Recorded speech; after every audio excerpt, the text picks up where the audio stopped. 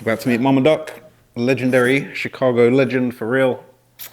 Been very, very excited to meet her for a long time, probably a couple years. Been waiting to meet Mama Duck, so about to pull up. Hopefully we'll have some very interesting conversations.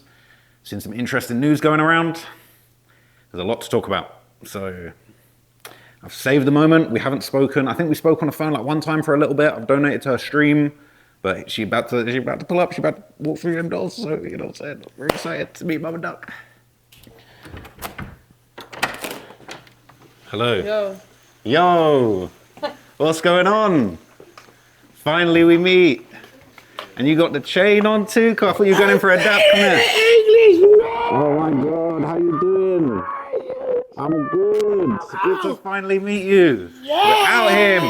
We're in Florida right now. It's lit. Yes. You shiny, got the bust down on. Hi. I'm Ultra. How are you? Hi. Yes. Lovely to meet you. This is crazy. It's crazy. Look, I'm Big Mama around here. Yeah, no, you the boss. You the boss around here for sure. This is crazy. What's going on? It's lit. So yeah, we just vlogging everything. I hope that's cool. Is that good?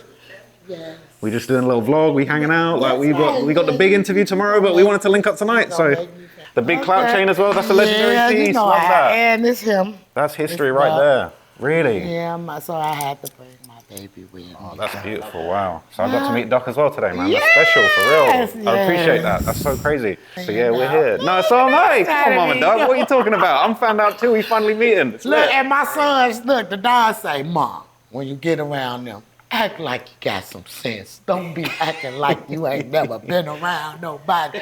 You got some sense. What are you talking about? Come on. I'm me. You are unapologetic. Come on. Very. I've studied, you know what I'm saying? I've studied everything you've put out there. Like, you know, I'm an expert. Thank you, I'm yes. a duckologist, you know, so I still contribute to the I Patreon. appreciate you. Come on. Hey, I appreciate that. Come on. Cut. Look, it's automatically took out my bank account every month. Hey, there you go, right? We locked in. We locked in for real. But I need to make me an alter ego or something, because I know you're ready to smoke a blunt. very That's the much plan. so. Yeah, let's do it. Well, yeah, I'm so glad to see you. You know, got some, because you know I bought me some. I bet.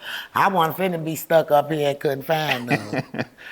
Hey, so look, we're gonna kick it off camera. We're gonna chill. We're gonna catch up. But you got to see me and Mama Duck meet for the very first time, and very soon you're gonna see us sit down for a full, serious sit down. There's a lot of topics that we're gonna get into that I know you want to hear about, and also some, you know, very deep stories and some history. I want to really get to know your history. So, yeah, stay tuned for that. Ain't no mystery in my history, baby. I didn't know what to say to that. I wanted to just get lots of us. Like, Okay. You know, if you, like, I feel like, you know, we just keep having an organic conversation. Yeah, like. for sure. But yeah, if you wanna, you just put it like closest to you, like just there. It's cool. Yeah, that's good. Okay. But yeah, so so you said he wasn't signed to no label. Was they trying to say that he was signed to them? Cloudboy Inc. as a label. So the Clout Waiting label, they was under them. Yes. Like an imprint. They got a furnishing deal. Yeah. Through Record Scope, which is a distribution of Sony. So Duck got a deal. My son was under the impression that he was signed to Sony because Duck was the type, he trusted people, and the circle that he had around him at first, he trusted them. Fathers his music, and because that's all the boy wanted to do. He didn't really handle that type of business. He let other people do it for him. So with the Mandy situation, like the day that his last show, to be exact, the promoter called him. They were all at my house, and they usually meet at my house. This when I was living in, I just moved to the suburbs, so we wasn't in the city. They would meet at my house before his shows. Now this was before, like right after they opened the city back up with the corona stuff. So it was open, but it wasn't, you know, you still had to wear a mask and stay 6 feet. So they were like 7 to 8 cars deep. He gets the call. Now before then, let me tell you about when he was on the phone with Jay Prince, who was gonna sign him. to Nah, rap. that's interesting. That's very interesting. I was there. What did you think of Jay Prince's vibe? Well, as a business person, I don't know, like, if I know these people, it would be on a business aspect. Like, we didn't really get entangled because, unfortunately, my son passed away 3 days later Oh, that was 3 days from his before. last show. No, it was on the 28th.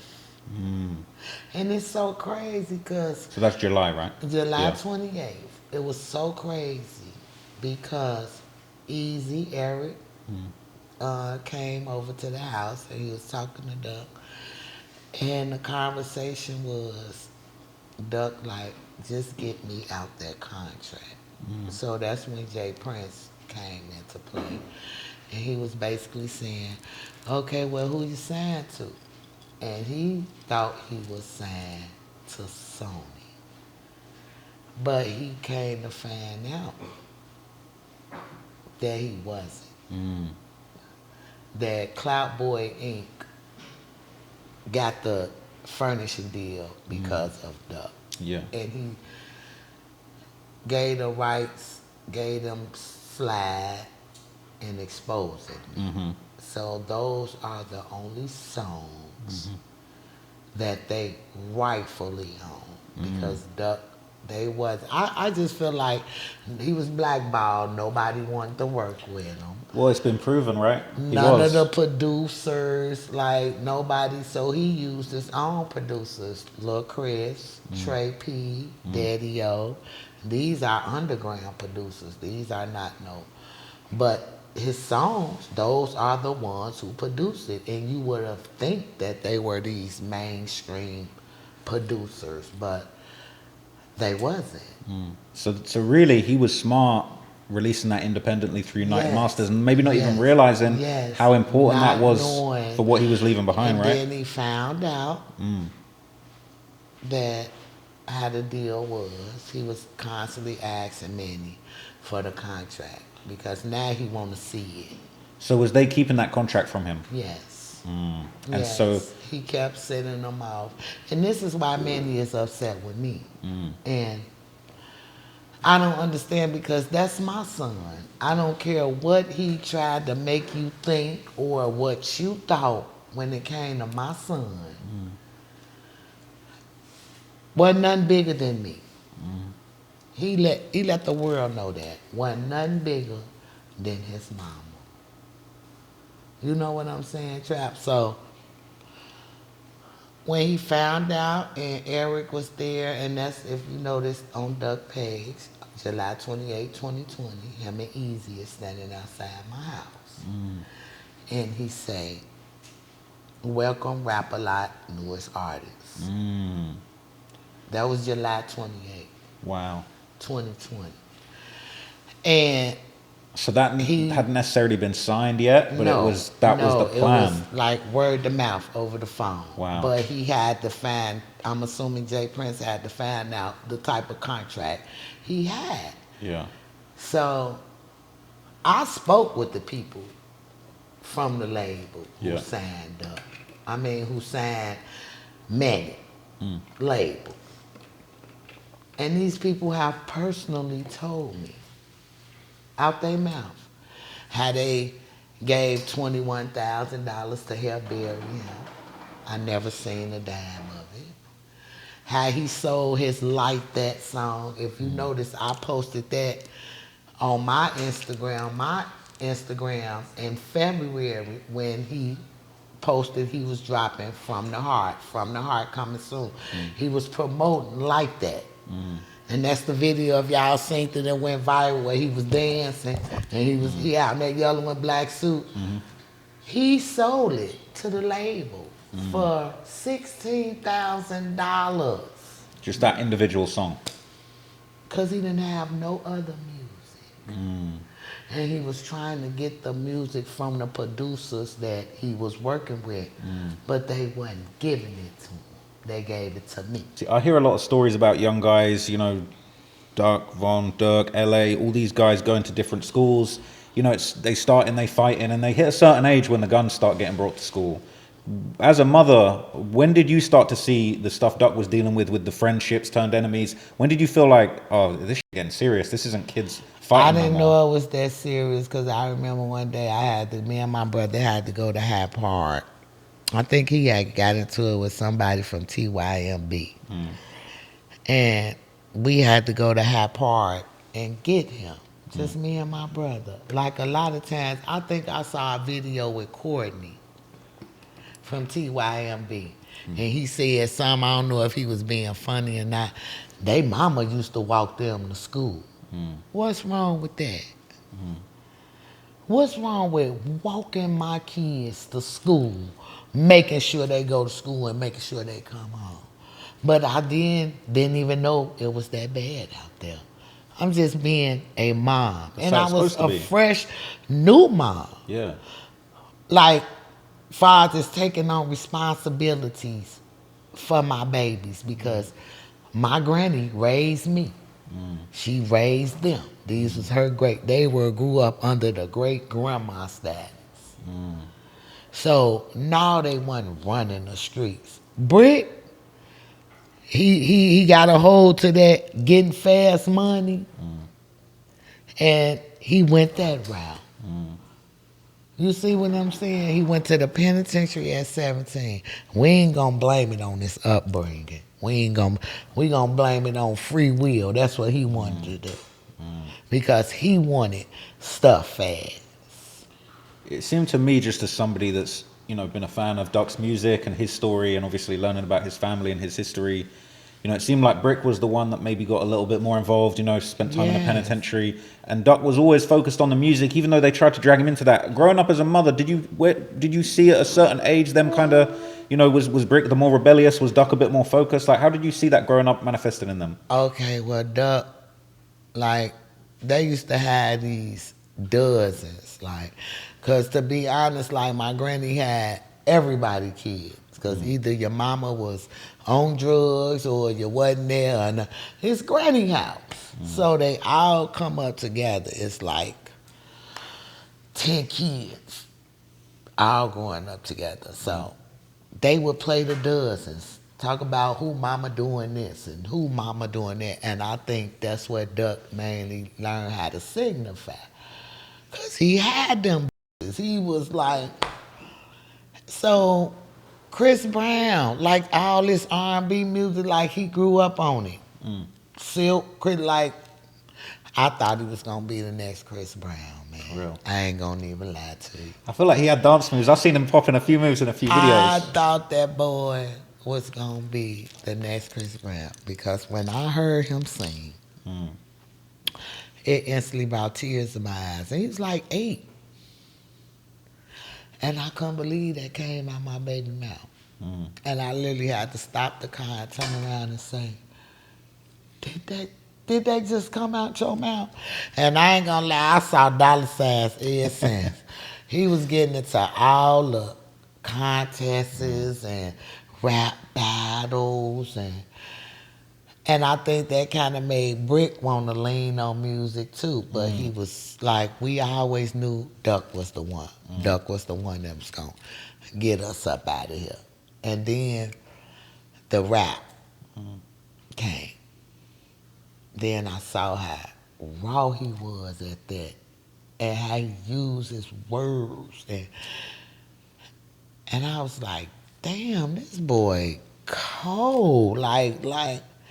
Because when I was growing up, I was the one who took drama. And I went to Martin Luther King High School, where Hadia Penderson went. I went there as a kid. But it's interesting, right? It's almost like a pattern. You got Duck, he kind of not knowing the right way to move his career, and you giving that maternal instinct, trying to help them learn how to move. I always told them, and me and my sister, we like when that Right Now came out, and I was like, I'm real spiritual with this stuff, chap, and I've never been in the industry. I just heard what it can do to you if you allow it. So I always prayed, like, God, if my baby got to sell his soul or do anything outside of what he was taught and raised how to do, I hope he never gets saved. That's when Right Now dropped. That was the prayer me and my sister had for my son when that song started doing. And then after that, that's when the slight blackballing started happening. But he ain't give up. He studied rap. And then it was like about 2015. He was like, man, I'm sick of this. And I'm like, what? He like, rapping. If I ain't signed by 2016, I'm gonna just stop rapping. So I looked at his ass like, well, what you gonna do then? You ain't working. You don't sell drugs. Like, how else is you gonna make a living if you not singing or rapping or doing? And I guess he didn't give up. Yeah. And by 18, Slide dropped. And they couldn't blackball him no more. Sure. He bullied this way with that song, babe. For sure. No, he definitely. I'd put him on the Mount Rushmore of Chicago drill rappers. You know, He like bullied his way with that song. Like, y'all gonna feel me. It's like- Because he thought Gang Anthem was gonna do the numbers. I crossed my heart and I want. But when he did the Slide, it was like, when he did Chicago Legends, I was amazed. I couldn't believe that my child didn't allow nobody to change his man or what he was doing, because he ain't just catch that from the people who disliked him. He caught it from his own people. That's supposed to say, oh, you doing that? But see, these is the people who ain't have a clue. It's small-minded, And while right? looking at the big picture, how his man was thinking, like, trying to get my mama the up out of here. Y'all see they mamas? Y'all see what they doing? I just want to do that for my mom, for my family, for my kids. You know, that's how I know his ain't going in vain. When I gave that situation to God Trap, I truly surrendered and gave it to God. These are the results from it. This is what happens when you allow God to have vengeance and not take it in your own hands. when Dead dropped, how did you feel when you first I heard that hated song? it. Yeah, it must have been hard to hear. I hated it. And I told him when he played it for me when he came home from the studio, because I was calling it exposing me too. Yeah, I thought it was, because he's talking about the same people, but just in a different format. it felt like it went further than Exposing Me did, though. Yeah, it did. So Yeah. that's why I said exposing me too. But he say, nah, Mom, that's called dead. He said that to you face to face. Like where you sitting there now and I'm sitting across from him. How did And you feel I when he said say, that? you finna drop that song. He say, they won't stop talking about my brother. That's all he said. They won't stop talking about my brother. When he said that, did you feel him? Yeah, when it came to the music, I mean, if y'all gonna keep it on wax, this how y'all wanna play? We gonna play like this. Did it hurt your feelings how people had spoken about Brick and songs and stuff in the lead up to that song? Yes, So but they talked about Jesus Christ crap. The word shouldn't hurt that bad. Learn how to talk about somebody back. It shouldn't get to the point to where you get so mad at a person's words to where you will risk everything to get revenge. how did you feel when you saw Dirk doing the United Center, putting everyone's face up on the stage, kind of doing the Chicago Legends thing after he'd caused so much damage? Honestly, I just felt like That was damage control. And it probably was a good gesture. But if you know, you know.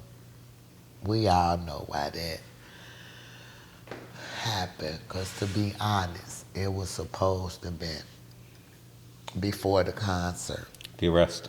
It was supposed to be a Mother's Day thing that him and Jay-Z and Swiss Beats was supposed to be put together for the mothers who lost their kids, right?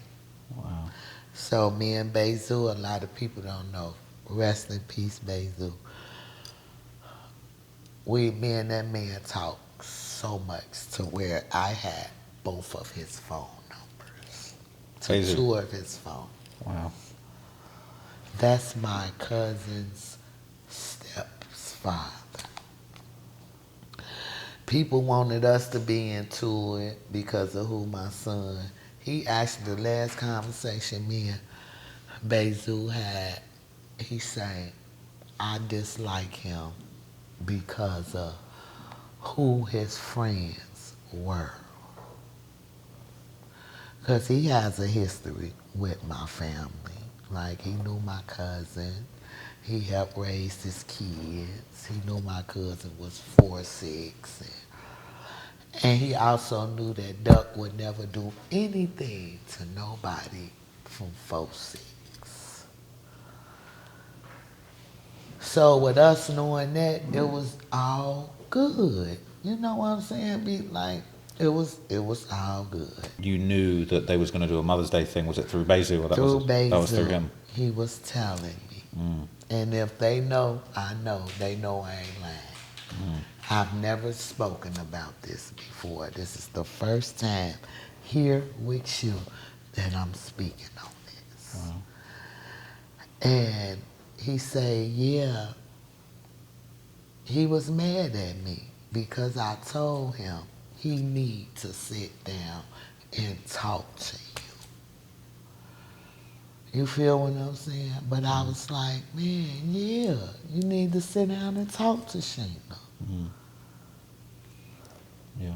You feel what I'm saying? So when that fell through, that's when the concert came. Wow. So are you saying that originally it was going to be a Mother's Day celebration of all Yes. the mothers of the victims Yes, of the he gang supposed war? to got with the politicians and Jay-Z and Swiss Beats. This is what Bezu was telling me. And so at some point the plan was changed and it just became a Lil Durk celebration with a little skit shouting out the fallen That's what members. it turned into. I think damage control is a pretty accurate way of putting it because I think the arrest wasn't too long after that, right?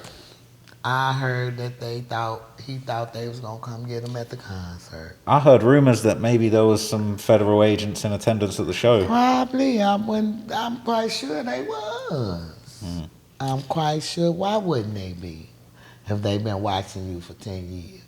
And they finally feel they have you. I don't understand why people are in denial about this. But the reality of this situation is that it's not looking good. Because I feel like, and me knowing, they ain't gonna touch you unless they ask you. We all know that, right? Oh, yeah. And they let you walk around for years and make all the mistakes. And I've watched all those mistakes happen. That's how they diabolical they is. That's why they federal for the government. You could get away with all the shit in the states you can. But when them alphabet people, them real alphabet people get on your ass, like I feel like if Chicago legends, cause they probably was watching them before then. They was watching Duck too. You think they was watching them and wasn't watching my son? The boy had 3 guns on him at one time, and I say, who the hell you think you is, John Wick? Why do you have 3 guns? Where are you keeping 3 guns? I'm thinking He 2 said, max. Mom, what if somebody try to get down on me? I say, you got 2 hands and Right. 3 guns. That's crazy. He That's what- laughed about it. I say, baby, you feel like? He say, Mom, you don't know. And I really didn't. I didn't. You can't tell me that it was that serious. That I'm not finna act like that. I ain't think people wanted to hurt my son because how disrespectful he was when it came to that music. But for somebody to take your life from you, who never met you, knew you personally, you never did nothing to him, and probably saw you a million times somewhere and didn't even get down on you.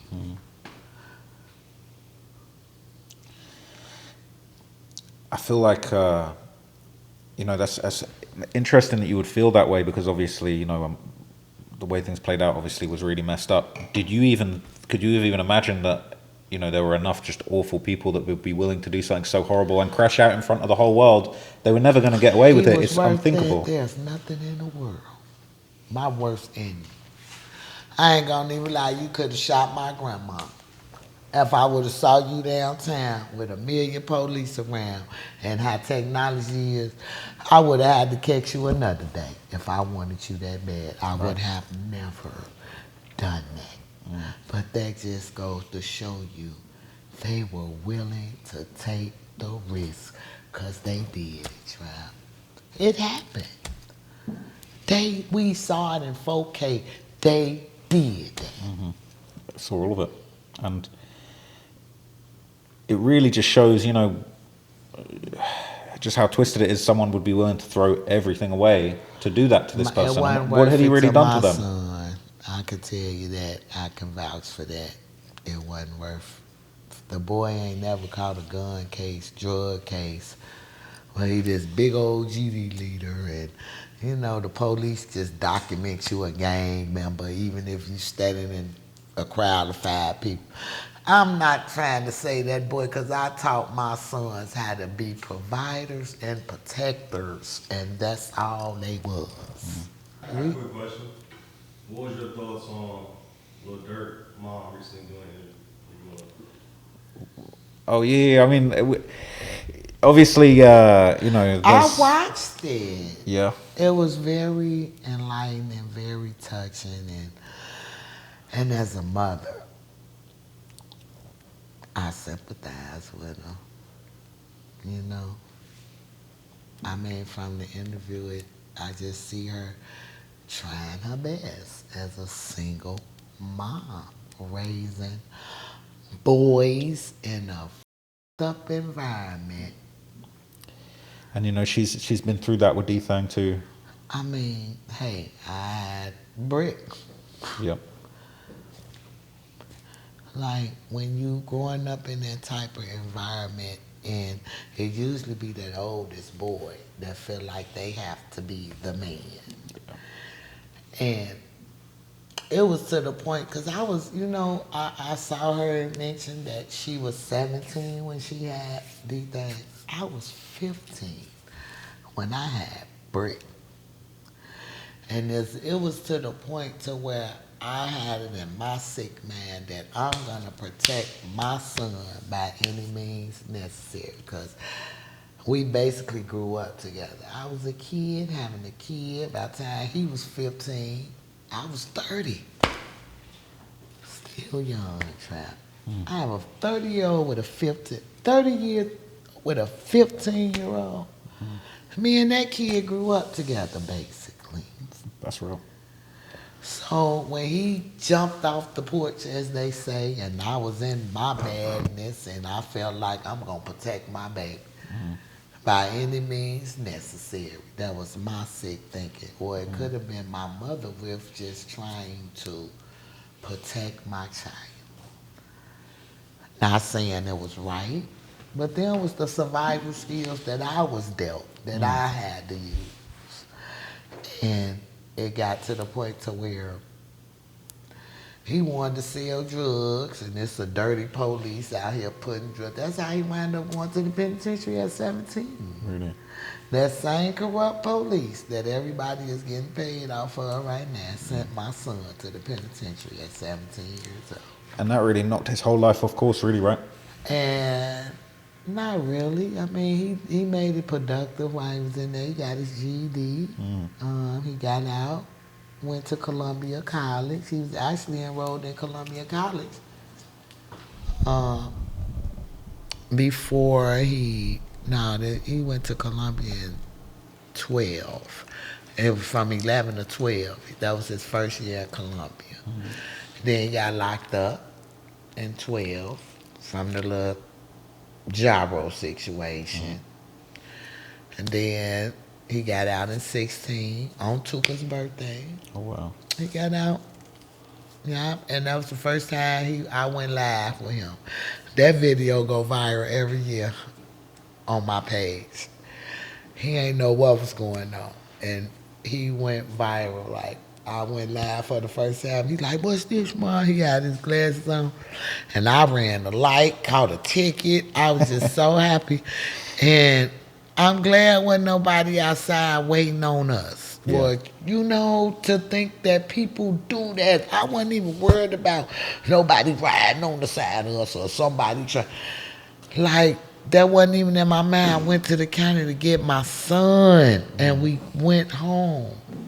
And this is something I want to clear up too. I'm glad we talked about this. That infamous picture of Can't Get Right, TB, Brick, and I think it was Kyra Brother George, G.I. And they was in my kitchen, and they kind of had on the same clothes that they had on when they supposed to did what they did. Ain't no supposed, they did it. We seen them do it. So that was on Thanksgiving when that picture was took in my kitchen. That was Brick's first Thanksgiving home, and I cooked so much food. Because him and Duck was my greediest kids. Like, holidays and shit, they ain't play that shit. And that was his first holiday. And so it's just a coincidence that on the video they had the same shit on. Yeah. They had no clothes to That's just what change. they wore, Maybe yeah. it's just a coincidence. Yeah. But that picture was taken on Thanksgiving 2016. So they were really together like In my family for kitchen. Thanksgiving. Yes. In your kitchen. Everybody was at my house. I cooked. I'm talking about everybody. And that's what it was. My shit was, you wasn't doing no crazy shit in my house. It was a safe space, right? Very.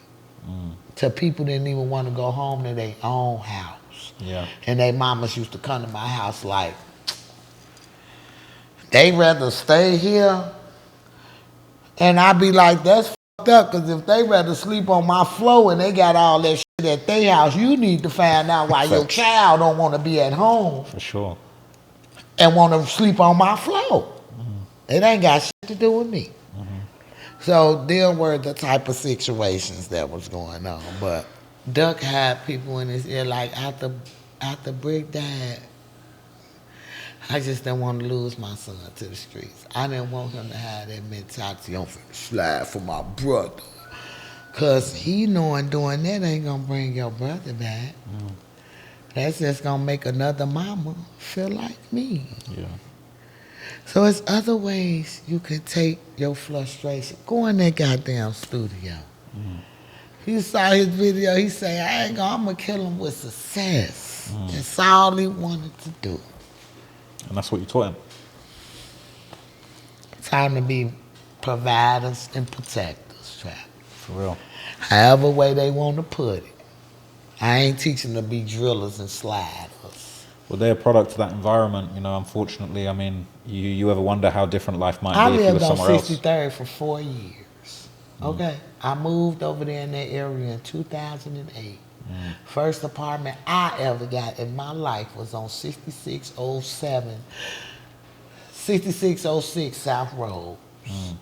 That's when Duck used to have TYMB and I ain't gonna say STL or Flyboy Gang. It was Young and Duck. And then there was TYMB, some of the little kids that they went to school with. Yeah. And I would come home from work after working 10 hours. Now imagine, this is my first apartment. I'm paying market rent.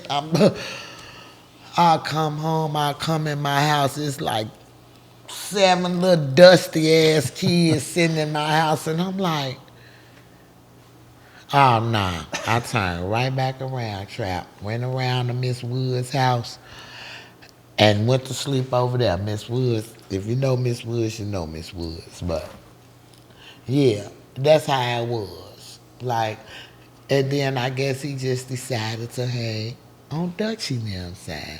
Because I grew up with a lot of trap TYB moms, you know what I'm saying? But I guess Duck just felt like these his people. So it was just him and Dutchie and Young. Like they was really a rap group, Flyboy gang, Exactly. like serious. And them boys was rapping their ass off, and they was trying to make it. Shout out Dutchie. That's my baby. I just saw him drop his little latest video. He got Future in it. He's still everybody. You know, a lot of them guys that you was feeding back in the day. They got going crazy Nah, now. the line is different, baby. They already know I don't play about the line, though. That's Dutchie name. Like, I love all them kids, but I don't play about the line. He never played with me. Them kids played with me. The line never played with me. I'm gonna read you a headline that's going around. It just came 1 out. hour ago. Okay, let me see. The government is now introducing evidence that Lil Durk, Vonnie, and THF Zoo conspired to kill Quando Rondo in 2021 after following Quando from a show, firing multiple firearms at his crew outside a nearby gas station. THF Zoo is co-conspirator number 6. So he was finna tell, or he was co-conspirator? They saying he was co-conspirator number 6. It don't mean he cooperated, but it means that he would have been on the case on the 2021 attempt on Quando Rondo's life. You know, where they shot up the show outside of the gas station. That they was. So they saying THF Zoo, That's Vonnie, and how Duck. long they've been watching them, and that is just insane. Do you want me to read you some stuff from the paperwork? It says May 2021, May 21st. Defendant Banks, Grant, and co-conspirator 6, who we now know as Zoo, and others conspired to kill Quando Rondo, resulting in multiple co-conspirators following Quando and his entourage after Quando's concert in Blackshear, Georgia, and they attempted to kill him there with multiple firearms outside the gas station. That's in the paperwork. That just dropped. Jesus, take So I've been telling people for like These 2-3 years now. Kids, his wife, his mama, his children. I still want to know where was the positive people in his ear telling him, no Dirk, or hell no, y'all stupid. And like, I believe if he had them enablers away from him, like Duck did, I feel like this, and I just feel like this. I was telling you about how I sat down with Big Dirk. And I was talking to him like, because my peoples. Did you sit down in person or on the phone? Went to his job, waited for him an hour. Did he know, or you waited outside for him? Yes, Okay. I was thinking you waiting outside his work. No, I went there. He was supposed to meet me. I waited an hour for this man. Only for him to come there for 5 minutes and tell me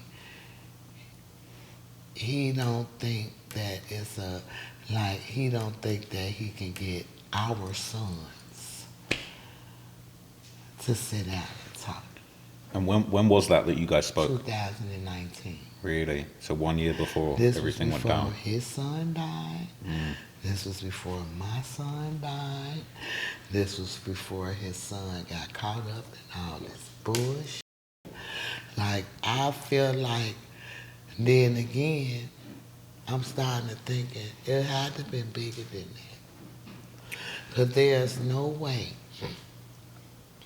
that the 26 years you were gone, that you wanted me to believe that you don't have no type of say-so over your son's life. So you saying you can't, it wasn't his fault you went to jail. Now this is how I'm thinking after I left. Because I felt it was a bunch of bullshit. But we see the backlash and the consequences behind it. And then I think like, well, maybe he knew they wanted to hurt my son. And he probably was saving my baby at the same time. So I look at it like that too. Because the way this is going down, it was only right for them that my son get his life took. He was part of the chessboard. He was one of the chess pieces that had the go.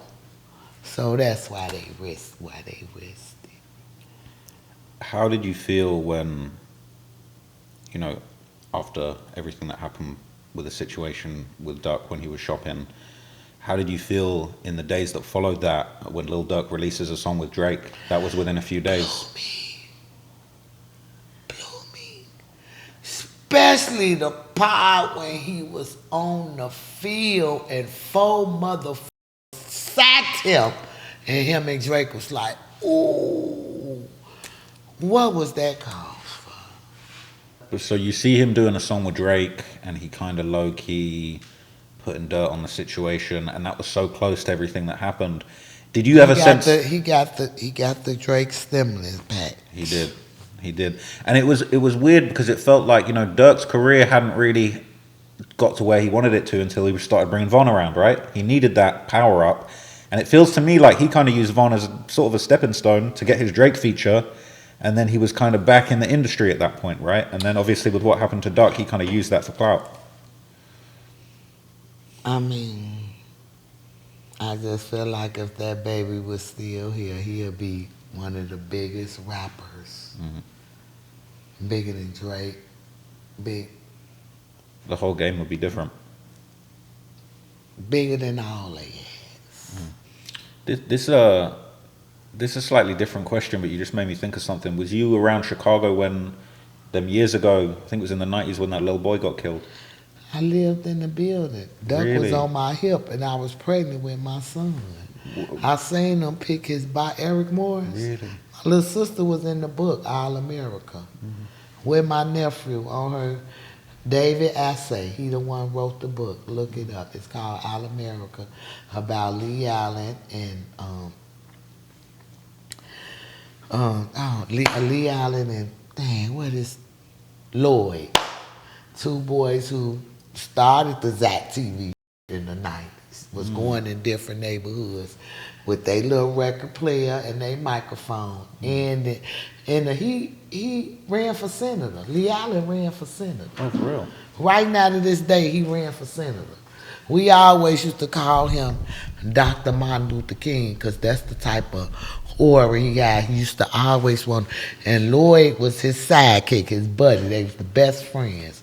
And they would go in our neighborhood in the projects and like interview the different gangs and ask them, well, how can we make this better and how can we do that?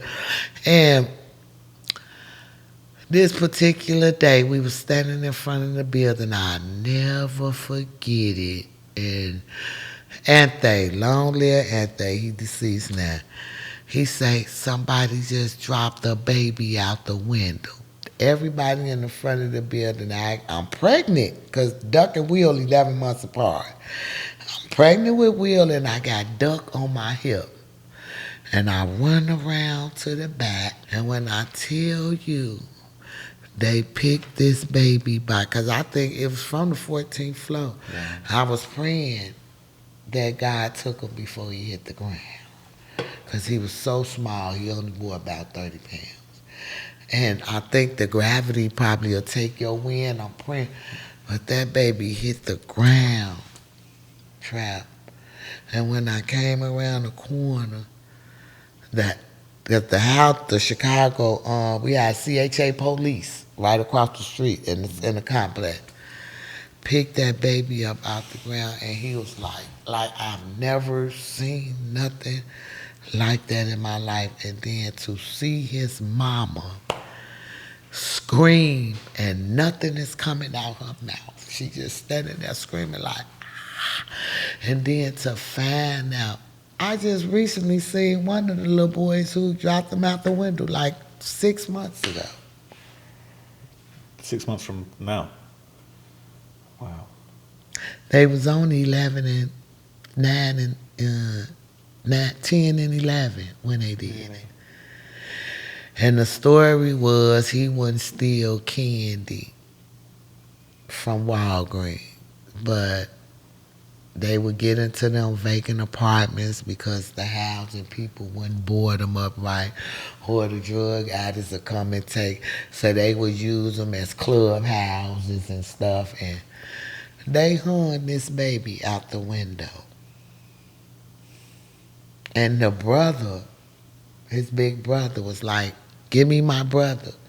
Stop hanging him out the window." And the story was that the brother bit the other boy hand, and that's how he wound up letting them go out the window. That's awful. And that's the kind So of thing yeah. you're experiencing, you know, as a young mother in Chicago. Yes. How old would you have been at that time? 94, 20. I was born in 74. Yeah. I was 20. 20. How old was Duck? You said about 4 or 5. About 4 or 5 months, 6 months. Yeah. And I was like, no, Duck probably was about 8 months, and I probably was like 3, 4 months pregnant or something. Yeah. I don't know. I was literally with 22 with 5 kids trapped, and that's That's a lot. God thank you, because I want still a piece of bubble gum right now. That's how I used to sacrifice to make sure my kids had clothes. Like I would literally go in these designer stores and these people stores and take racks of their shit, and it wouldn't be nothing but clothes for my kids. Did what you had to do. And when I went to jail for retail theft, and I spent 3 weeks in the county jail for touching people's shit that didn't belong to me. It was Sally's, not Sally's, but next door to a little bitty 4'11" Mexican lady who was waiting to get extradited back to Mexico because she put her baby in a microwave. I ain't never been to jail since 1998. Yeah, That scared you straight. yeah. You I said wasn't around because I never was a criminal, and then I got into a lot of fights as a kid, beating people up, like aggravated batteries, or they catching them on me too. So it wasn't nothing I was doing to people they wasn't doing to me. Shit. So yeah, but I wasn't a felony. They was going to bring you out for the Young Boy show in Chicago, right? Yeah, That's that would've crazy they been canceled that. nice. That would have been so nice. We went to the I show only in LA. would have was wanted to go just so I could meet Sharonda, Oh, yeah. but she was saying that she might not be there because young boy ain't want her. He felt that it would have been too dangerous for her. And that's Them how shows Duck get wild. was. I used to thought Duck used to just try to keep me from his shows, y'all. Whole time my baby really was protecting me because they had to get up out of them places a lot, like quick, and he like, wait till the BET Awards or something. You gonna get on all the red carpet. That's what he's like. I'm like, I wanna go now. I wanna miss a moment. That's how I used to be. And then You ever make it to the BET Awards? I'm going this You year. going this year? Hell yeah. Yeah. Hell yeah, you got to go. I need to Drewski see you on that is red carpet. hosting. I never been. Maybe I got to try and get in there this year with you. Go! Like, I hope, I'm gonna even lie, I ain't gonna even stunt. I'm really trying to get all up in there. Now, Rainwater invited me last year, but I wasn't ready. Oh, He called me at the last minute, like a week and a half before. I'm broke as hell. I ain't got no money. You talking about come to the, you finna sponsor this glow up? You didn't explain how you and Rainwater got pulled up. What's your relationship? Me and Rainwater, we cool. I met Rainwater through Charleston. ah, I met Rainwater through Charleston, and then Say Cheese, when I did my Say Cheese interview. And then Rainwater was just so genuine with me. Like, he actually flew me to Dallas for one day just to hear Duck's unreleased music because he was going to help me with it. He didn't want me to send it. He said, well, Mama Duck, I'm finna book you a round trip right now. Can you come to Dallas for a little while? And hell yeah, we went to his house. That's when I was at his house. Y'all sleep on me. Y'all is playing. Wait, You still cool with Charleston? no. I mean, not, I still like Charleston as a genuine person. Like, Sometimes he takes the jokes a little too far. Sometimes. his image, not, no, what is it? His His alter persona. ego. Yes, Yeah. I don't like that. Yeah. But that's how he reaching these kids. I mean, it ain't no different from what they do. Yeah. I'm. So I just feel like, I mean, it ain't no different from what these kids is out here doing on the opposite side, and I think he reaches them, he relates to them, he know them. Yeah, and he playing the attention game just like Well, they do. he just takes trolling to a whole nother level. He does. Yeah. And I could never understand that. Like, when I was getting ridiculed because, you know, people from Chicago saw me and Charleston type. Then he got to going in on my people. And I got to call him and say, Charleston, you got to stop doing it. He be like, all right, Mama Duck, only because you said so. Then he come right back with it, oh, fuck your baby, and fuck you dead mama, and That's how he your talks, for real. daughter. And I'm like, Jesus, no, please, no, no, no. Then I called him one day, I said, Charleston, you advocate for me, like you do, because I wasn't understanding the troll. Like, I should have did my research before I got entangled with him, because the shit he was doing, he been doing it, but it just so happened that I got entangled with him because of what he was doing for me and the Mothers of Peace, which I appreciate that. See, Charleston was genuine when I met him, and that's why I can't dislike him, because I seen how genuine he was when I met him. Then I met the troll. I was like, damn, okay. Yeah. But I just, you know, God put Charleston here. We gonna put that. We gonna just say that. Okay, well, I mean, we already spoke a little bit, but this is official. This is the official sit down. I feel like yesterday I was That's just a too, warm-up. I was too damn excited to meet you. I said we just got to sit down and just catch some of it. But we really in here now. I'm so grateful to be sat here with you, Mama Duck. You too, Trent. Been really excited to meet you. I feel like I've been waiting so long to actually sit down and chop it up with you. I was thinking we got to do a big interview. We got to do something major. So yeah, I'm excited. It's a pleasure to have you here. And we're in Florida for your first time. Yes, I like Florida. I feel like Florida It's likes nice. you. Florida I rocking got with you. recognized by fruit people. You big out here in At the Florida. airport, I was like, wow. Hell yeah. I was like, man, I hope TMZ ain't out here no goddamn well. Like, where they be at? Where They be you lurking. I feel like outside LAX airport, that's where they usually Oh, be TMZ. okay, I so seen they them. be, they So be when out. you hit your LA trip, they might be out there for you.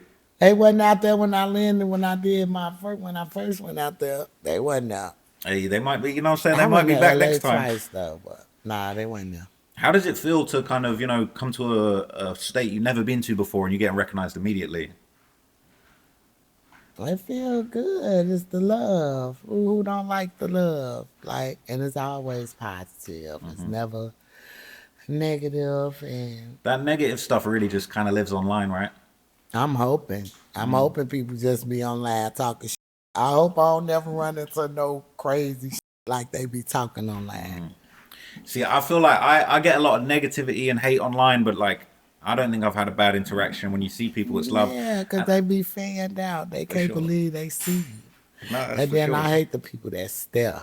Because then that's what make my attendance go up. And then they'll finally say something, be like, I just didn't want to be out there. I'm like, look, girl, don't stare. Yeah, just say something or just look Let away. me know you know who I am so I can check your temperature. I don't know Sure. what's going on. No, that's real. So, But I feel like off the rip, I want to get just an update from you on everything you've been working on. I know you've been working on businesses, you got initiatives. I think it's so important to just showcase all the positive stuff you've been working on. You bring in people together, other mothers that have, gone through certain situations to do with what's going on in Chicago. So what's the thing you've been working on lately that you feel like is like filling your heart the most, like you really feel good about?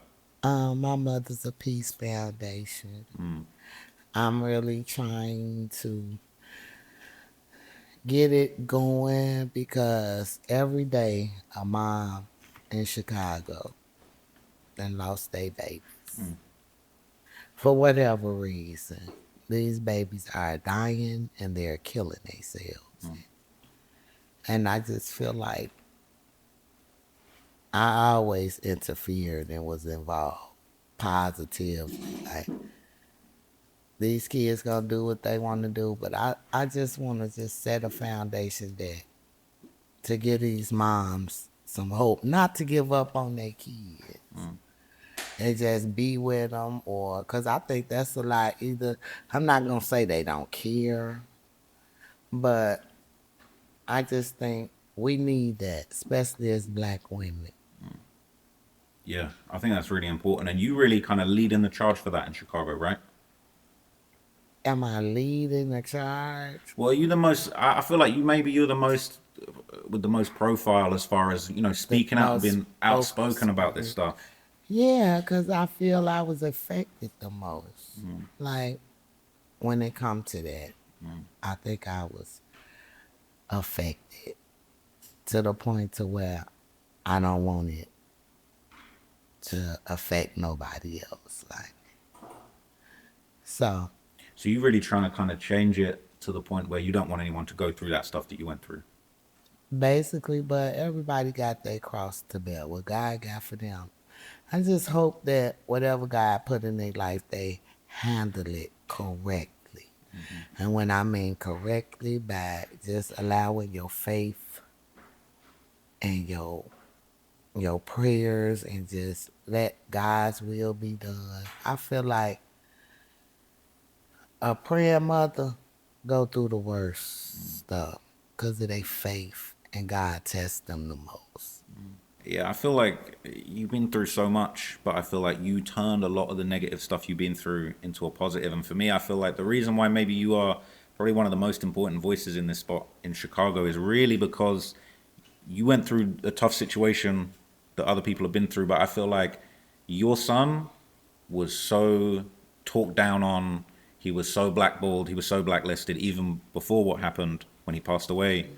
And it feels like you had to overcome probably more than Obstacles and and more than anybody, when yeah. it come to that land, as far as it's the drill culture. I With them, understand. with them putting you down on such a big platform, putting you and your son down. Those the people that were blacklisting your son, it's like they really amplified that hatred. So you've had to work so hard to overcome that and set the record straight at this point. That's how I see it. Yeah. Well, I just thank God that He making it able for me to even speak and don't want nothing but but justice for the peoples behind it, or for anybody for that matter. Because I just feel like if you believe in God or any creation that you have faith in, they wouldn't want you to do that for real. Because the outcome of it is it's not gonna bring the person that lost back. So now you got another mom feeling like your mom, and that's how we suffer. You know what I'm saying? We are the ones who have to deal with the loss of our children. Their friends deal with it for a year, 2 years, 3 years. T-shirts, name a block after. This is stuff that, as a mother, you have to realize, and every day goes by when you realize your child is not here and ain't coming back. It gets worse and worse. So I just try to, I used to entertain negative stuff to, grief and vet and, but I'm leaning more on, cause it don't get me nowhere but mad. I don't want to feel mad. I'm trying to heal within myself. So if I'm teaching it, I have to learn to live it as well. So I don't want to be talking about nothing that I'm not practicing myself. You like leading by example. Yeah. I love that. I really admire that. So you're bringing mothers together that have been through the same thing that you've been through, with as far as losing your son, with everything that's kind of going on in the streets of Chicago. Like, how have those conversations maybe like helped you work through what you're going through? Like, does that make you feel like, you got people that they've been through the same thing, you kind of have that shared experience? Like, what's that experience like sitting down with like someone like Tuka's mom? I grew up with Dominique. So me and her, we here, Yeah. so it was always about her son. It was always about Tuka, Shondell. And I mean, that's my girl. I grew up with her before I lost any of my kids. I mean, I think that's why Britt got so involved with that 63rd shit, because of Tuka. When you say because of Tuka and that's why he got involved, it feels to me like what happened with Tuka, it went beyond someone losing their life. It was the disrespect that was put across on such a big platform. You got people like Chief Keef. He was the first big rapper, right? Yeah. He amplifying that negativity. So do you feel like,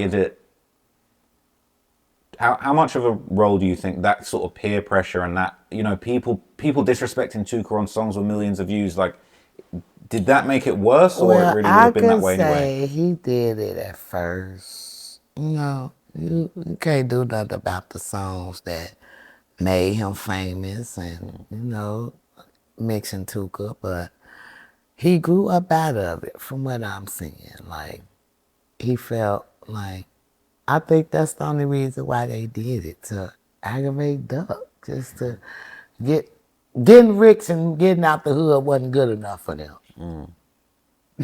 Yeah. No, seriously. They had to just really, really just, I mean, that's how I see it, because ain't no telling what my baby would have did when he got rich enough to move his mama and his families away from he didn't want to be a part of or be around. So, I mean, we'll never know.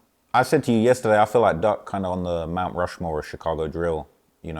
He one of the most relevant artists. I feel like he was there through that era when Chicago drill, it went from this little thing, guys in their bedrooms filming these music videos, all surrounded, with the guys, to this big business that, is making millions of dollars, people signing record deals, people getting finessed and cheated out of things. Can you take me back to the first time when, Duck was expressing an interest in making music? Could you ever have imagined? Because I feel like you kind of maybe thought he was a star from the get-go. It's like you knew he was Duck before he was even born. He was still a My bum. granny, because he walked on his tippy toes. Yeah, Like, he didn't wear hard bottom shoes. I couldn't, because he would never put his heel down. for real. So my grandma used to hear him walk around the house and he walking on his tippy toes. My granny used to be like, he gonna be a singer or a dancer or something. That's how she used to say. But I heard my baby sing and I couldn't believe he was singing. And that's what I knew. He was entering all, because, back then when we stayed in the projects every year, all the street niggas in the hood people, they threw picnics and used to give out Sega Genesis and Ataris and all type of stuff. So Duck would get in these contests that they have, and it's big time song. Get your roll on. He actually won. Doing that, everybody get. He had this red jersey. I'll never forget it. But I'm in the crowd watching him while he on the stage, and he just went crazy. And people was behind me like, oh, it's the little boy, red jersey. So he getting people's attention that young. So Wow. I was like, okay, Shouty, we gotta keep him in this. Like even then, I wasn't thinking he was gonna be this Yeah, rap star, no shit like that. But I thought it was gonna be the next Chris Brown. for sure. He sung me out my ear, and I literally had to pull the car over, and I was crying. I was like, "Did that just come out your mouth?" He stuck his fist in his finger in his mouth, like, "Yeah, mom." And I was like, "Ching ching," and that was the moment I was like, "Okay, we go." And then I started fucking up, leaving him, and they started talking about each other, mamas and shit, and they play. So that's probably where he getting the signifier from. You know what I'm saying? How to clap back at motherfuckers that be trying to come at him. But I always knew the boy, and he was always funny, goofy, funny, just the life of the party. Like, oh my God, everybody loved him. Like he didn't have no enemies growing up. Everybody, like he was helping. One day we was living on 64th and Damon, and my cousin's son, Money, was getting jumped on. This is like 2005. Was getting jumped on by some boys, and Duck not even knowing that that's his cousin. Like kind of got the boys up off of him. Why they ain't jump on him and Duck, I don't know. But Duck was like, get up off him, y'all know. He didn't like bullying and but everybody will call him a bully. He just, motherfucker just didn't play with him. That wasn't bullyish. Like, don't disrespect him. Don't play with his man. But I feel like that. But never to the point to where he crashed out. Did nothing crazy.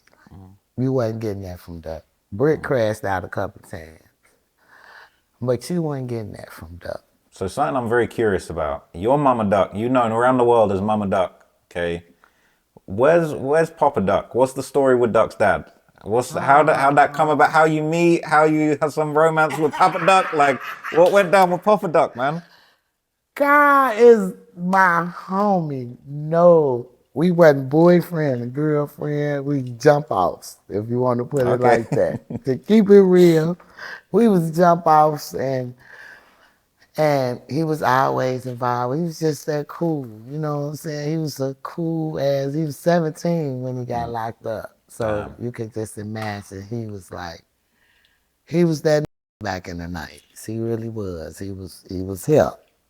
You know, and I went through a lot, like, the situations on somebody telling him Duck when he is, and Really? Someone did that? yes, people used to try to say, yeah, Duck ain't yours, and we went through that projects. We went through that. You know what I'm saying? And That seems really hurtful, right? To I put that on you. was even saying somebody else was his daddy Oh, too. for real. So So yeah. it got nasty at a point. Yeah, but it wasn't like he never knew that was his man. You know what I'm saying?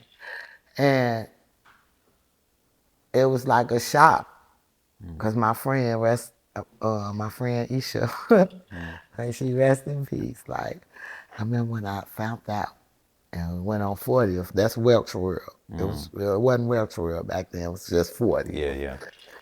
And they used to hang out right there. A lot of them used to hang in the new homes and right there. That's what we used to call it growing up. And she told them we just came from the doctor, so you know how that was. You know how boy, it ain't that.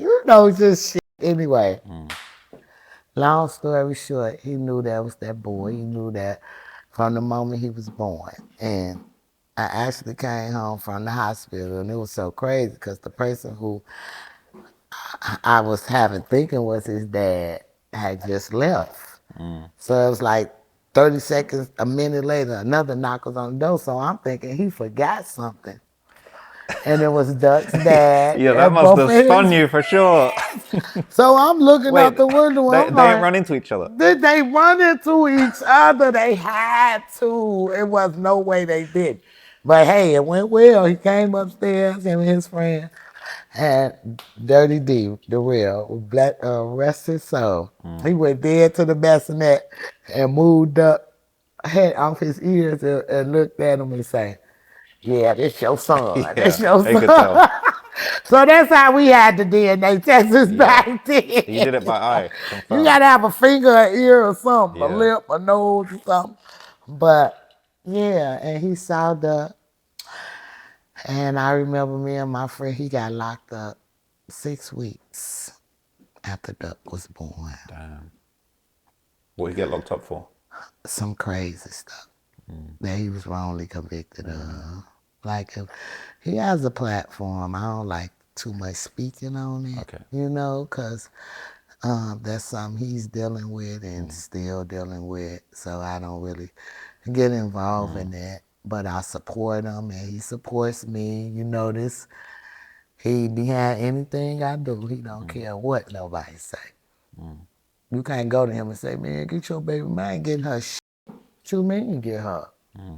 So that's the type of mentality Yeah. he have. He just allowed me to advocate and he got my back. But yeah, my baby never met his dad outside of prison. Well, he met him as a baby, but I'm talking about far as that he can remember. Damn. And when he first got locked up, that was like 4 months in the county, and me and my friend, and we was looking at him. My friend VC was holding him up because it was so weird. The visit was like the bars was right there. Like it was so messed up in the county back in 95, 94, 95. And he holding him.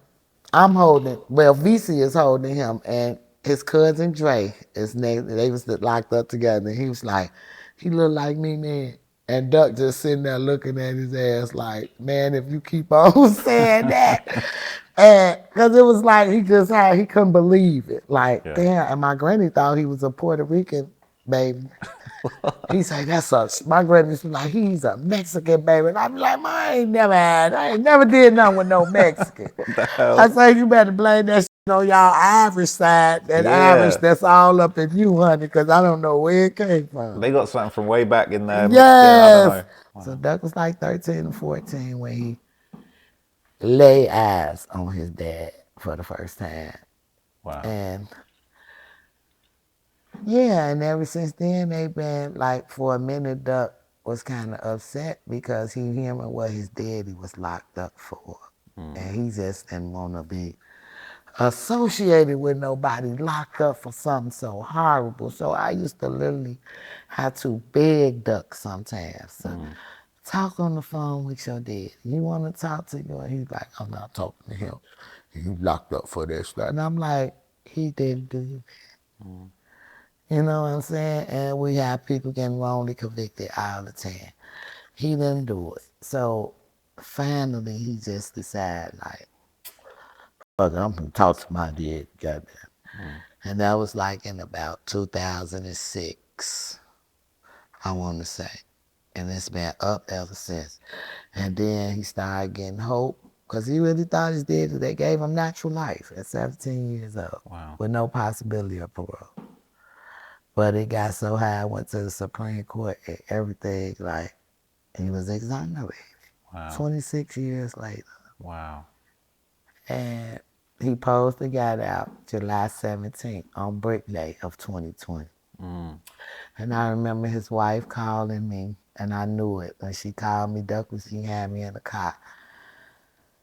And she said, he ain't come, they ain't letting him out because the judge sick. Like, it was like they was prolonging on letting him out. And I believe the only reason they let him out was because what happened to Duck. Really? Yeah, I could be wrong, but I just feel like because it was only 3 weeks later that Duck was murdered. So he came home August 11th, 2020, a week Really? on CJ's birthday, a week after Duck was murdered. Because his family was always involved while he was gone. Like, his friends used to make sure Duck got his hair cut as a kid, his cousins. So it's just, he wasn't there. But The family was out. He knew his family, his dad's side of his family. So Yeah, you've been going through a lot, these past few weeks. You told me offline, you definitely been going through stuff, and you haven't really been keeping up with a lot of, the drama and everything going on for online. real, not for real. Do you find that, I know you've been going through some tough times, right? So do you find that those times when you maybe take a little time off of the internet, do you enjoy that? Yes, I ain't You really just like to missed get away nothing but from a it? bunch of gossip, like a bunch of people trolling, gossip. Not really no real news, no interesting news or nothing like that. I mean, when you see news, for example, updates. Obviously, there's some big cases going on and I stuff like always that. check though. I check. It's just same. They talking about the same old. Like it ain't really. I'm just trying to hear the sentencing dates. Why do you think that there's been so much delay when it comes to the sentencing of the guys that they were convicted of the Duck situation, and we've been waiting for that sentencing for a while, right? Yeah, they told me like it could be several things. Like um, they feel like that they can use or be used against other crimes, or somebody is cooperating. But I feel like that don't make no sense because they can still overturn that the judge sentence because they all been convicted for the murder of Duck, which is by law natural life. They were offered 50 years. They didn't take it. They took it to trial, so they were found guilty. So I don't know. I just can't see them trying to make a deal with them. I don't know. I don't know, Trap. It seems to me, right, that when it comes to the prosecutors and the government, they really would love to get the big guy at the top that's controlling everything. Of course. And for me, that's having followed this They follow the money trail. for sure. They follow the money trail, and that's why I'm glad I never had none. And when I get it, I definitely don't know what the to do with it. It Well, won't. that's the thing. I feel like there's a lot of dirty money that's been mixed in with legit money, and I wonder whether, you know, Let me check you for a while. I gotta check you or something. check me for a while. I'm just fucking. We both wired up right now, We both wired up. I'm just joking. I love you, man. Look, don't what you tell. Don't get all police here. Nah, No, I'm not I'm going to get just funny. saying. Nah, I'm but not on this is you. I'll get public police on record. someone else. This is public record, so we're not talking about nothing that hasn't already been put out there. So no, you can't be policy about that.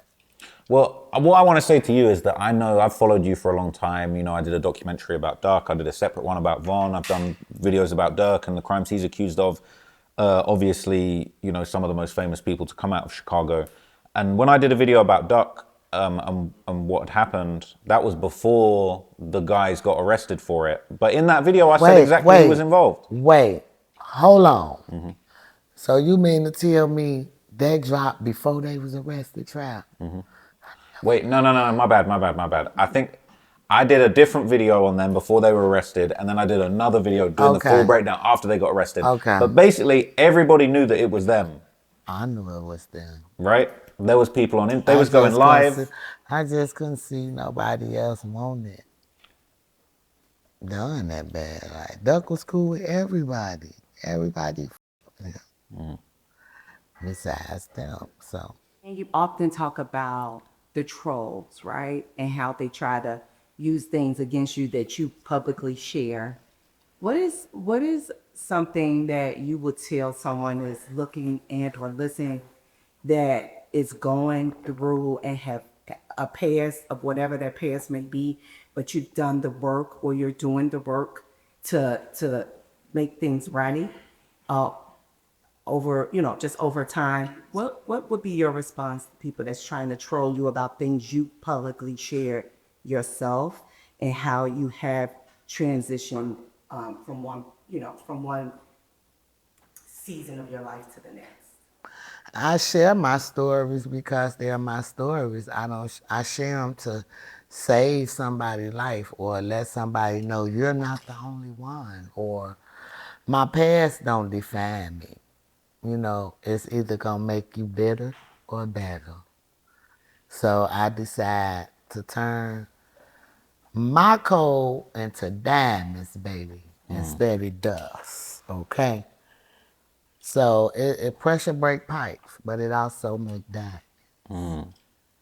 Yeah, you've been through so much stuff, you know, but I feel like everything you've been through has made you who you are, you know, it's made you unique and it's got you to this point in life, you know, and I feel like you should be so proud of like all the progress you made.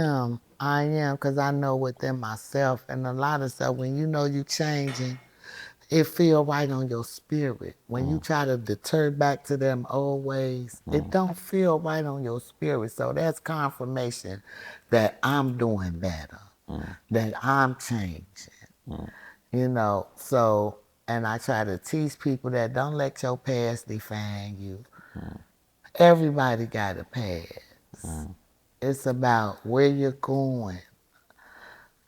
A lot of these people got fucked up pasts, but they're ashamed to share them because they're worried about what somebody gonna think about them. But if I'm telling my story and you put your little sugar and in it and stir it all up, that's you adding content to my life that what you think. That's what you get off my story that I told you. All that other extra shit, I never said that, but that's what you added. That's what you visioned. Or yeah, it went like this. That bitch lying. This is my story. Especially if you wasn't there. So that's how I feel. Nobody can tell your story better than you, and I ain't got no dirt on me. I expose all my dirt. And what I don't tell them, I'm definitely telling it to my psychiatrist, because I could sue her if she put my shit up out. No, that's going to be a big problem. They can't do that though. They can't do that. So I tell them, you know, I share my strengths and hopes with people, hoping that they will see what y'all see, the strength, the endurance, the perseverance. You know what I'm saying? Sure. That's what I want people to see me as. Yeah. Not some loud ass, because I am loud. That's just my personality. I'm very aggressive. I'm loud. I've been like that all. Yeah, you're just yourself, you know. And I feel like people have, you know, begun to fall in love with you and have begun to get to know your personality. And you know, I feel like I want to help people understand and see you the way that you know you want to be seen, and you know that we know you really alike. I really don't care how they see me for real though. I know how I see myself. It's always good to know that you're helping somebody, but negativity wins on the internet. It does. It's very unfortunate, and it really makes me think. Negativity definitely does win on the internet, but I feel like unfortunately Chicago really birthed this drill music thing that really it was rap music, gangster rap, but Yeah. really to the most negative Hustle degree. music. Where the Yeah. Jesus and shit at? Like, they was wearing big shirt and pants, 3 sizes they damn size. And now they want to get to the skinny jeans and hold Draco. Yeah, it's weird how these It trends don't go. make no goddamn sense. When did you first hear about drill music? I've heard it all my life. Shit, Biggie talking about killing motherfuckers. Shit, Pac talking about hit 'em up. Like, what make it real is the dissing the dead. It's the disrespect to the dead. Because that type of music has always been around. That's why they easy eating them. They made it to where people can express themselves lyrically. They fought Congress. They went to the White House for that shit.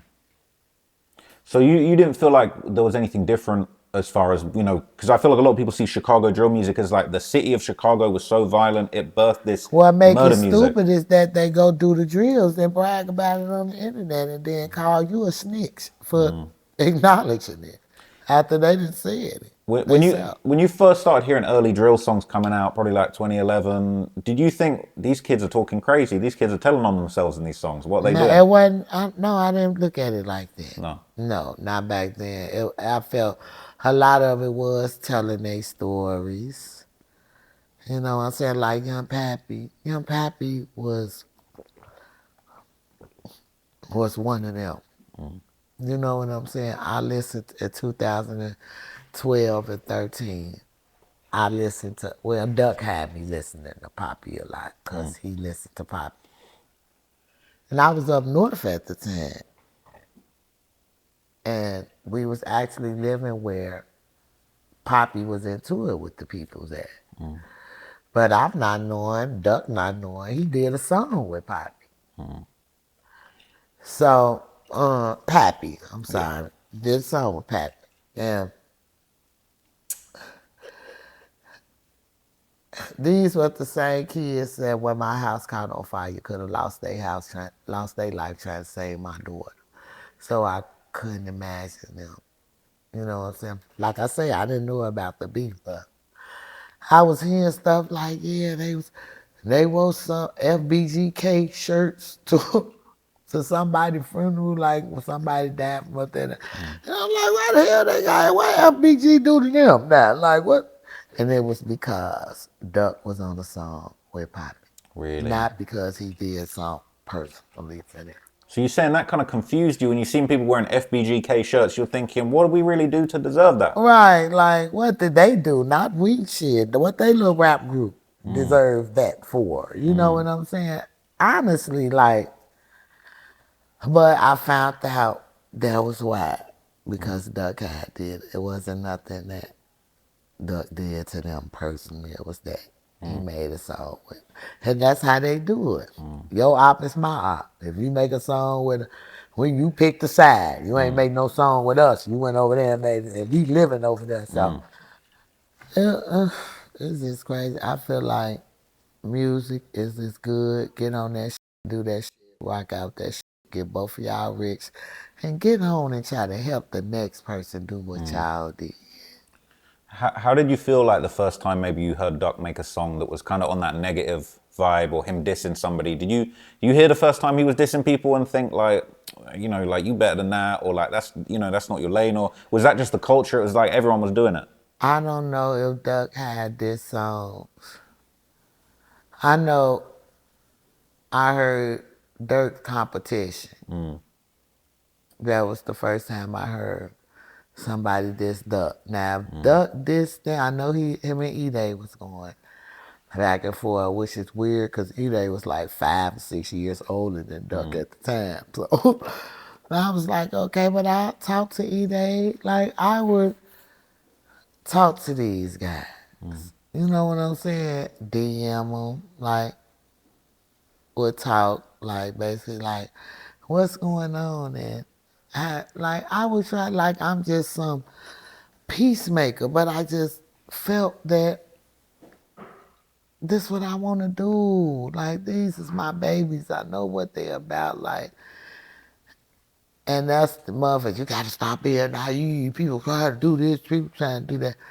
But and they be mad because I ride on faith versus man. Like, I feel like whatever gonna happen, God allowed it. The day Duck left here was crazy. From the moment I woke up.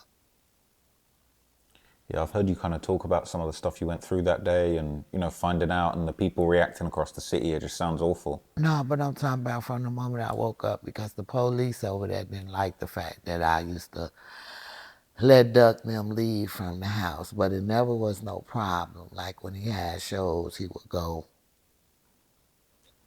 They would leave from the house and go to their shows, but my landlord came to me earlier that day, gave me a 30-day notice trap and told me that the Markham police told him, if I don't get him out, get me out.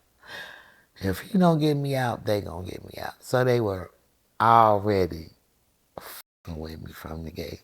Damn. So I'm like, a 30-day notice? What the f*** I do? Like, and I actually just moved there in February. But I'm thinking, okay, God, I got something. You know what? Me believing in the positive, going the negative. Okay, God don't want me here. This house ain't lit. Okay. And then I went somewhere, and I came back, and I was in the house like 10 minutes. And I forgot who called me. Oh, my grandbaby's auntie. Nah, she wasn't the first person who called me. I forget. I ain't gonna even lie. Oh, my cousin. She say, why is they talking about Duck got shot? I'm like, what? They talking about Duck got shot. I'm like, they didn't say Duck got shot before. And there wasn't nothing wrong with him, but it was serious. It was that. So that's when they was like, yeah, he shot you downtown. That same kind of car that pulled up and shot my baby, Duck had just bought me that car, a 300 seat. Really? Chrysler, it was silver. Kenny Mac car was gray. Yeah, I've seen that. Yeah. Mass was silver, He just bought you exactly one. That's like it. crazy. Those are cool cars. Exactly like it. Damn. So when I jumped in that car and I was doing probably 100 from Markham all the way, and the traffic kind of slowed up when I came across going to Indiana, you know Chicago streets. How many E-ways to go over to 94 so that I can get on Lakeshore Drive? As I'm driving, the traffic is slowing up, but my kids behind me. I'm stuck in traffic trying to get there. But they see in the video online of my baby laid out. And they telling them, don't tell mama, don't say nothing, don't say nothing. But they see it, but they not telling me. So I'm trying to get there, but they hadn't moved him from out. That's when they finally took him to the hospital. And we get to Northwestern, and it could have been probably every bit of 500 people out there. And they not talking to nobody, but I've been down that road before with Brick, so you kind of know. And I'm like, I tell that police man, there was so many people they trying to do it. I say, y'all just tell me what's going on with my baby so I can get all these people from in front of y'all hospital. And he just was looking at me, he say, we're still investigating this witness. We're gonna let you in a minute. I knew that. When they do that, you know. Really? So me and my cousin Leslie, they finally say, okay, Miss Weekly. And the detective who was investigating before it went federal, I forgot his name, called me up there and he said, Miss Weekly, he had called him, passed away. And I just looked at him like, but I had to go out here and face these people and tell them next time. So they say, you want to see him? I say, no. I'll wait till you get to the funeral home. After they clean him up and stuff, I could see him like that. So I had to go downstairs. All these people was out there. And by this time, Shell Duck's big brother had made Shell from on the lake. And they say, Mom, what's wrong? And I say, he ain't make it. And it was like trumpets was going off because everybody just got the scream.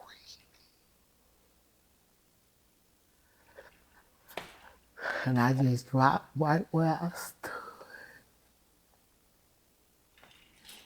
I'm so sorry. You know, that was just so horrible for you to have to go through that. And I said, God, Jesus. Because the last thing Doug said to me, he was going home. Last conversation I had with my son. Yeah.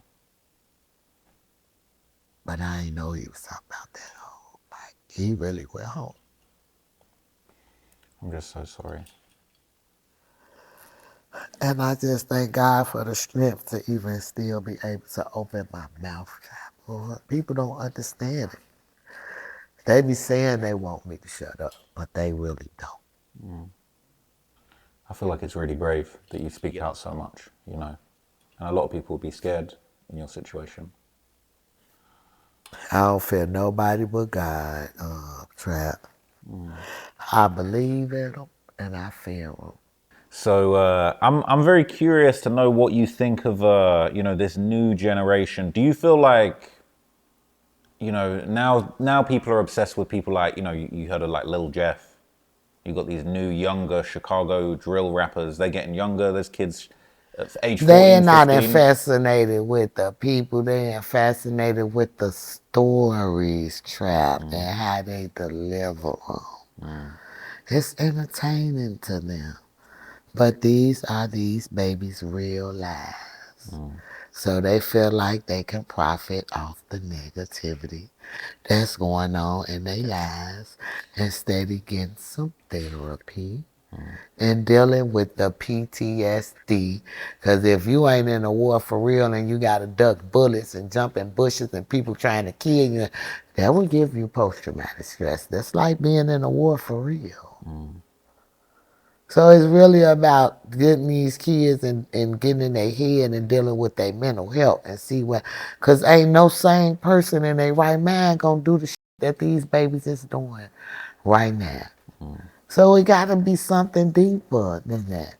But they got to be willing to want the help, because a lot of them think it's normal what they doing. Ain't nothing wrong with me. No, that's what they see. That's what they know.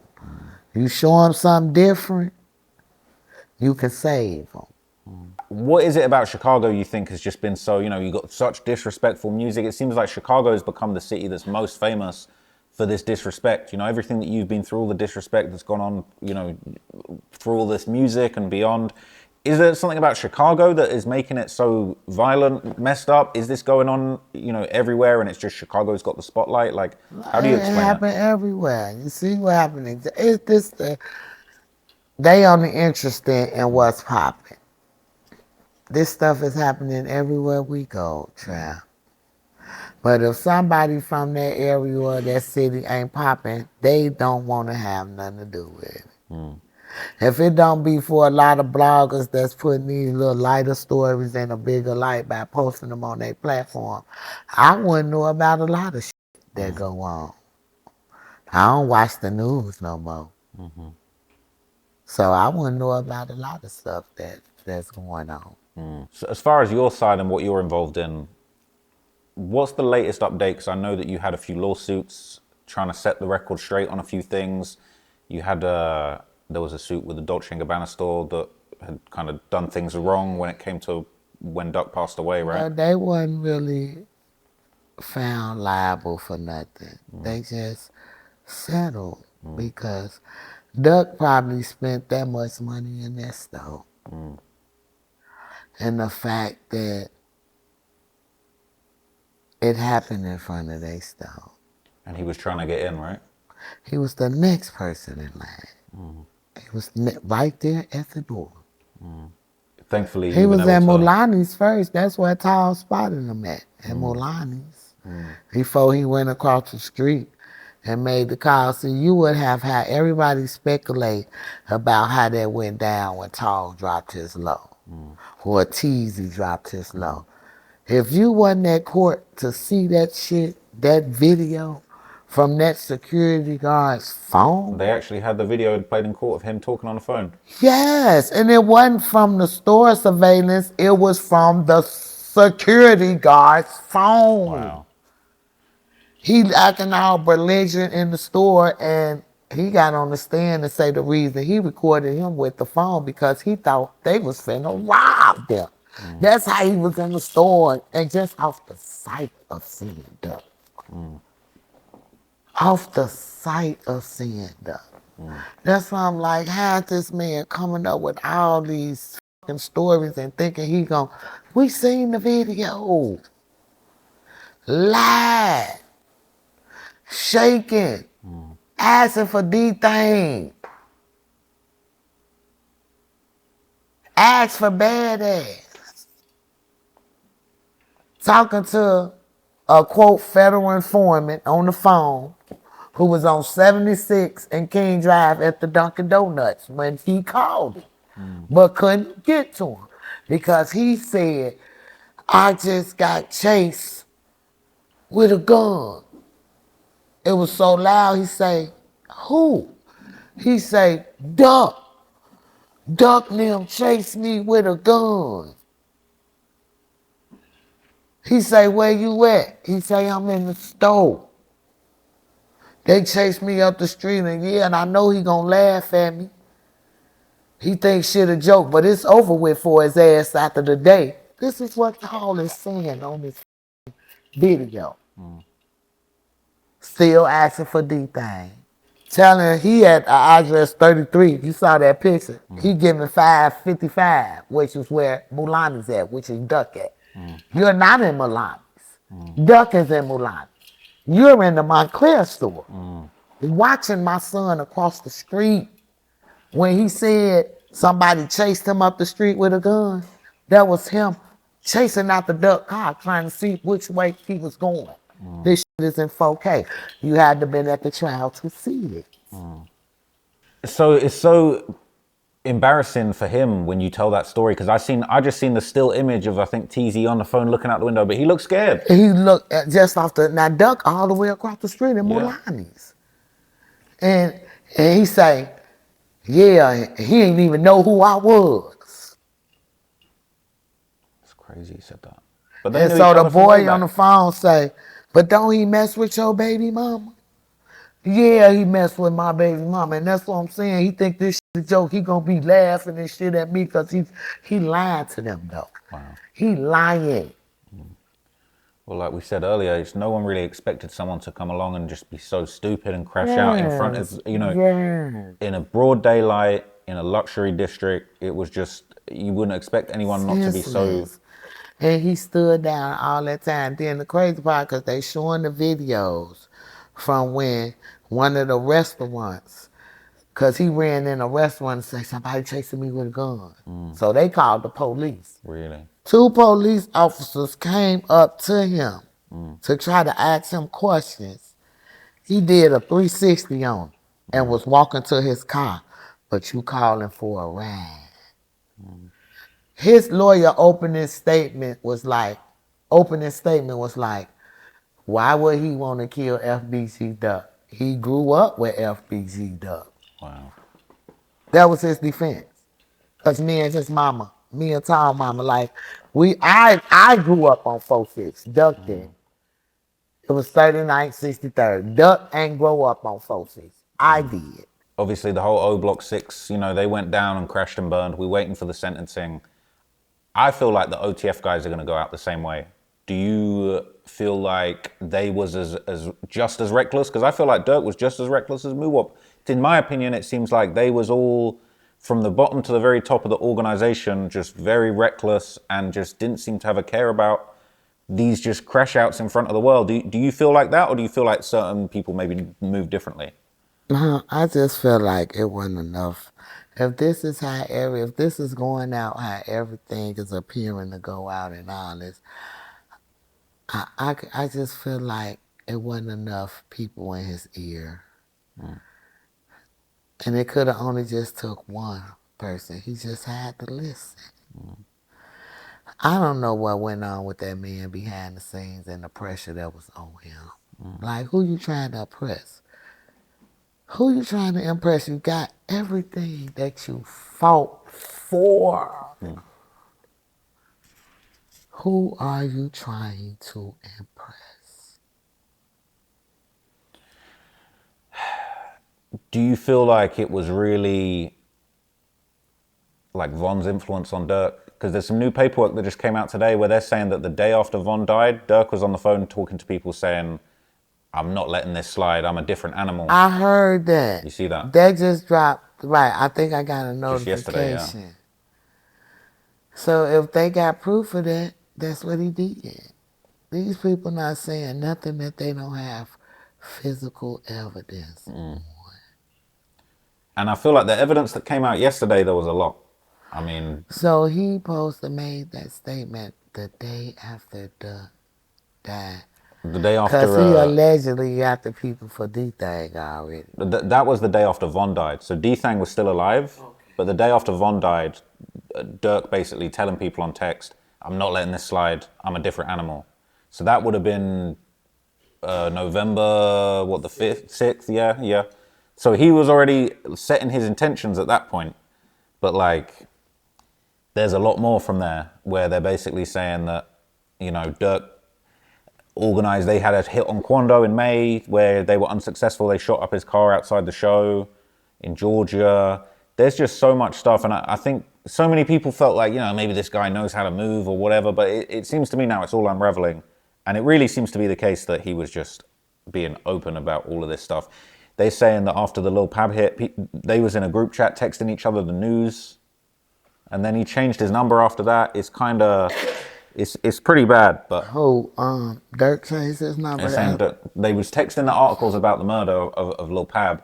And then like Dirk changed his number. They said, we don't, Like what Kenny Mac did, talking about check spot news. same kind of thing. They were sending articles.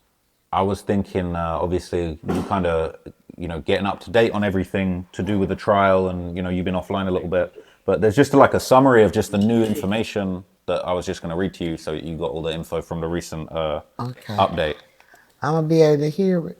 I'm gonna just read it to you. Yeah, I'm gonna just read it to you. But okay, because you can hear it, right? Or what? Oh no, nothing to hear. I'm gonna just Right. talk. You hearing me? go You hearing me? ahead, talk it down. I'm it in this one. So obviously we got all the kind of new paperwork, the new charges that are going on with the Dirk situation. But there's basically new paperwork that's dropped, and there's new allegations, there's new charges, and they're putting a lot of new things on Dirk, and the situation's getting worse. So this is the new information. You can see it on screen here, right? So basically these are the new allegations. So the first thing they're saying, the person who purchased the flights that actually they used to go to Los Angeles and commit the murder of Lil Pab, that person who purchased the flights was sending posts about the shooting to Lil Durk. So as I said to you here, they said just one day after, okay, that co-conspirator 3, who's currently still unnamed, he sent Dirk a social media post with individuals mocking Quando Rondo's reaction to seeing Savia Robinson, and that's obviously the video of him screaming no. So they're in a group chat passing that around. It was broadcast on viral news coverage on the very day. After that, there's more text messages going back and forth, and they're identifying the exact number, which is Dirk's number. That's the last 4 digits of it there. Co-conspirator 3 sent Dirk another social media post about the LA shooting and Savia Robinson's murder. And then on the same day, defendant Grant, which would have been Vonnie, traveled to a Verizon wireless store at Woodland Hills, California to go and buy a burner phone. This included a phone with a new number. And then basically Dirk, defendant Banks, stopped using the old number that he had used to communicate about the co-conspirators' attempt to murder Taekwon Bowman previously. So they over here buying new burner phones and using them from California when they over there doing the hit. You just think, how on earth did you think that was gonna help you guys, right? They thought that. So, but because they bought burner phones in California to commit this crime, they thought they was gonna get away with it, or it wasn't gonna track back to them. I guess they just thought, oh, whoops, like we've already sent each other group messages about the murder. We're just gonna switch the numbers up and just hopefully the feds won't work out. We was talking hot on these numbers and we moved on the new numbers. That's all I can imagine, because how on earth would you think that's going to help? That's just more of a trail that they left for now. Right? And it shows more of a cover-up in the situation, in my opinion. And so there's more stuff like the this. Conspiracy part of it. Definitely. So the government's also showing pieces of a 2023 conversation about someone being ready to snitch, and Dirk basically saying, as long as we don't break, they can tell them whatever. So they was basically going back and forth in 2023, in July 2023. So hold on. Yeah. This new paperwork they just dropped. Like late last night. Yeah, this brand new. So it says on July the 6th, 2023, Dirk sent a group text message to the other co-conspirators that included Dee Dee, saying D-Ski beat his murder, but he gonna be more dangerous. And that was a lyric that ended up on their album, Loyal Bros, I believe. So then it says on August the 4th, 2023, defendant Banks sent a group text to the co-conspirators, including The day Doug died. on the 3 years anniversary, after. the 3-year anniversary. Oh, wow. And they're saying that they on that day, so they really cursed on that day. They saying Dirk is texting everyone in the group chat saying there's a suspected government informant that was getting ready to snitch, blood clear as day, and he gonna tell soon. So we don't know who that is, but they're on that very day, Dirk's texting, yo, blood's ready to snitch. Like that's what's going on, and they continue to go back and forth So that you same think day. it's one of the people that died? We don't know who co-conspirator number 3 is yet, so I don't know. I wonder. We have no idea who this snitch is. It doesn't tell you who it is. Okay, go it just ahead. says they was in a group chat saying, "Blood, hey, bro, We gotta blood get about to rid snitch." of blood, yeah. He just calling him blood clear as day. He getting ready to snitch. And it says in a group message he referenced above and over Act 34, DeAndre Wilson, which is Dee, said he think he can break us down. And then basically they responded back. Another co-conspirator replied. He said basically, beware of everybody, not just them. So they're not revealing who this informer is. We have no idea who it is. They're not giving a hint, but they could be dead, they could be alive. Obviously, it was somebody that would have been alive in August of 2023. So that kind of maybe rules some people out. But it says in the same group text referenced above, Dirk then reassured everybody. He said, as long as we don't break, they can tell them whatever. And then the day after, in response to As long as we don't break. That's what Dirk said in the group chat. yeah, he was dead wrong. And so this all just came out yesterday, and there's a lot more. So this is the one that's getting a lot of people. I think we spoke maybe last night. The info had come out that THF Bezu was actually allegedly in on this hit on Quando Rondo in 2021. First time. Yeah. So it seems to me that THF Bezu is confirmed to be co-conspirator 6 because it refers to another incident where it only could have been Bezu who was co-conspirator number 6.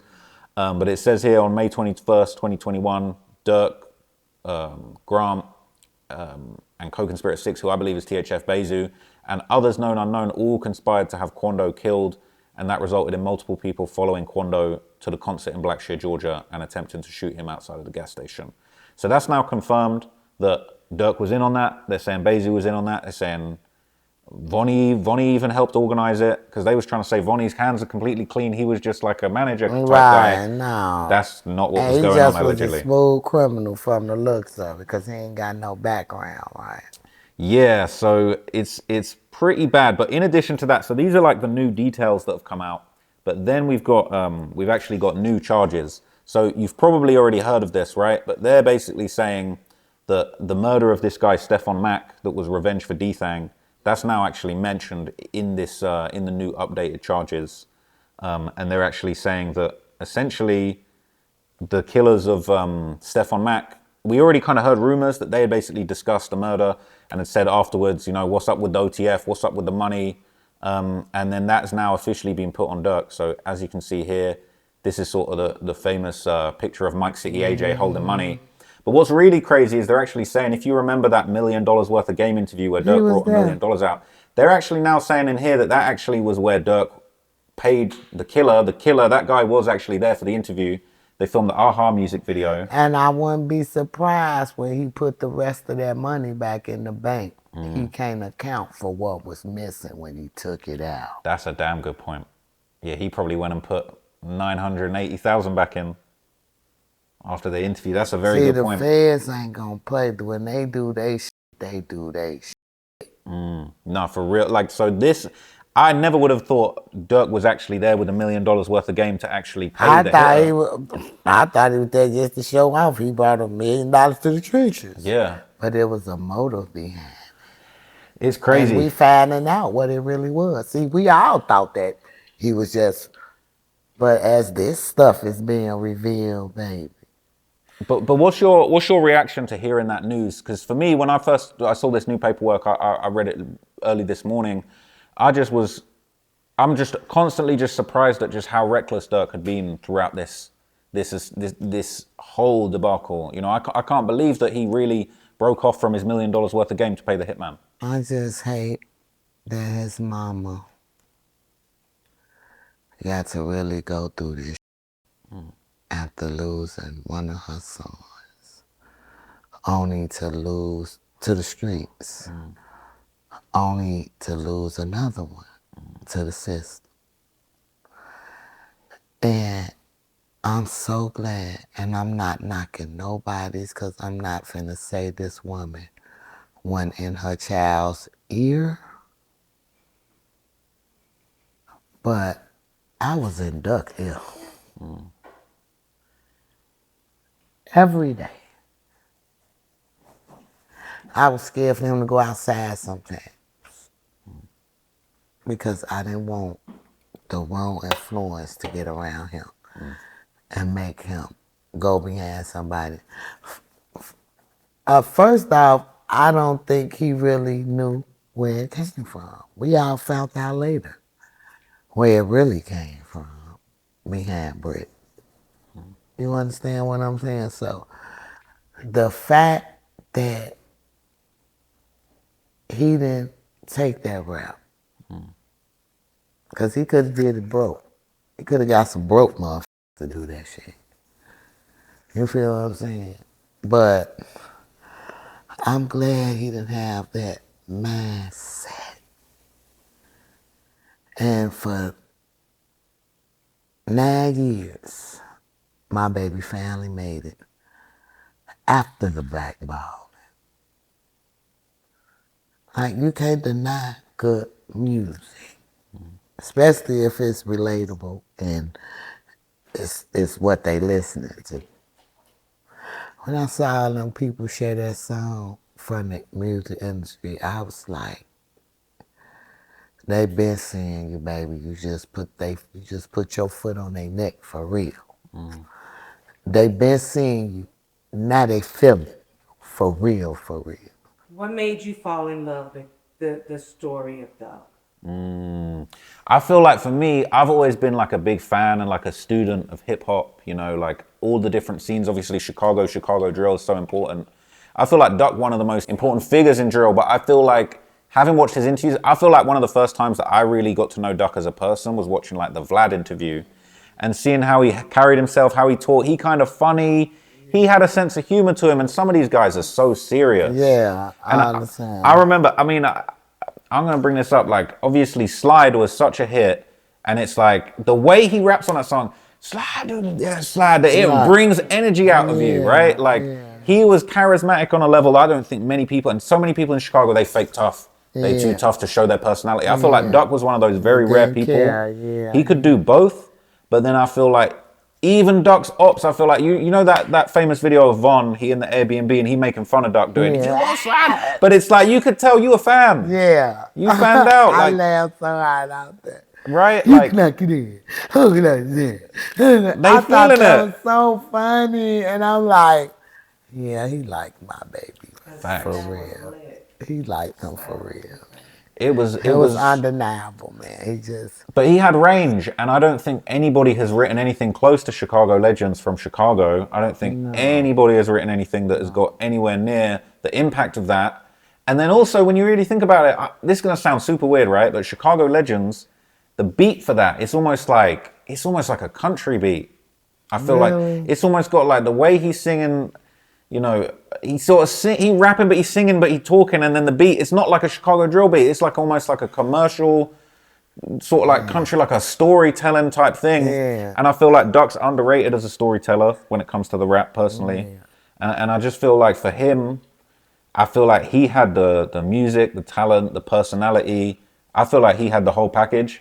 I feel like there's so few people we've seen, even in just all the years I've been following Chicago. Because let's be real, no disrespect. Chief Keef made classic songs. Chief Keef, you see Chief Keef in an interview, he ain't trying to talk like, you know how 6ix9ine be doing the impression? The dudes be in the interview like, yeah, cool. But like, Duck was charismatic. I feel like anytime you saw Duck talk, anytime you see him on Instagram Live, he was just energy, charisma, and he was different. Like, they don't like that. Like, they don't want to see me get rich. How you gonna stop the next person from getting money? You didn't grow up with dirt. You know what I'm saying? He was speaking facts. Like, how are y'all picking sides? What would be the reason y'all would go with somebody? Either he the hottest thing in the industry, or y'all want a dick ride, basically. That's all it is. I think a reason people had so much hatred, though, is I think because ain't too many people can do both. Ain't too many people got a personality and rap at the same time. And I feel like some people, that's threatening to them. You see someone else can do it all and you can't. A lot of people, unfortunately, they got crab in a bucket mentality. They want to tear you down rather than lift themselves up and think, how can I get more in tune with my personality and be more comfortable in my own skin and be more magnetic? They just trying to tear the next man down because they fake tough and they don't like, I don't like his vibe. He goofy, whatever. And it's like, it really just comes from like self-hatred, in my opinion. Pretty much. That's all. Cool, we're back in here with Mama Duck. I'm very, very excited to ask you a few more questions. Couple things popped up. I'm just going to get straight to it because we was talking a minute ago about a lot of these guys that were big from O Block back in the day. You know, they talking about they ain't in the streets no more. We seen Boss Top, who was one of the longest running O Blockians. Let's give it up for Boss give it up for Boss Top, Top. Shout out Boss Top He hung up his jersey from what I'm hearing. for doing something positive and changing or trying to change the narrative. Like I give it up to anybody that won't change. I'm not against it. You know, your past shouldn't define your future. Because everybody got one. You know what I'm saying? And people be like, you ain't not. No, let that man walk his journey. Everybody got their cross to bear. You feel what I'm saying? So Yeah. allow that man to walk his walk. I'm just glad that he's showing the youth the pot, because it looked like he the one that made it out. Yeah, but he was kind of the older father, bigger brother figure for some of them guys for years, right? Like he really kind of, I don't know, I don't want to hate on him too hard, but it's almost like he was really steering a lot of guys wrong back in the day, and it's crazy to see he's so lucky that he made it out, but like a lot of them shorties, he was charging up, didn't really make it out. And guess what? He saw the destruction behind it, right? He saw the lives that were lost behind that. So I'm assuming, me knowing God, that he's using him. Somebody got to be left. Who would have thought it would be him? It's crazy. Somebody got to be left to tell the story genuinely from both sides. Yeah, we all saw how Boss Top was. He wasn't right.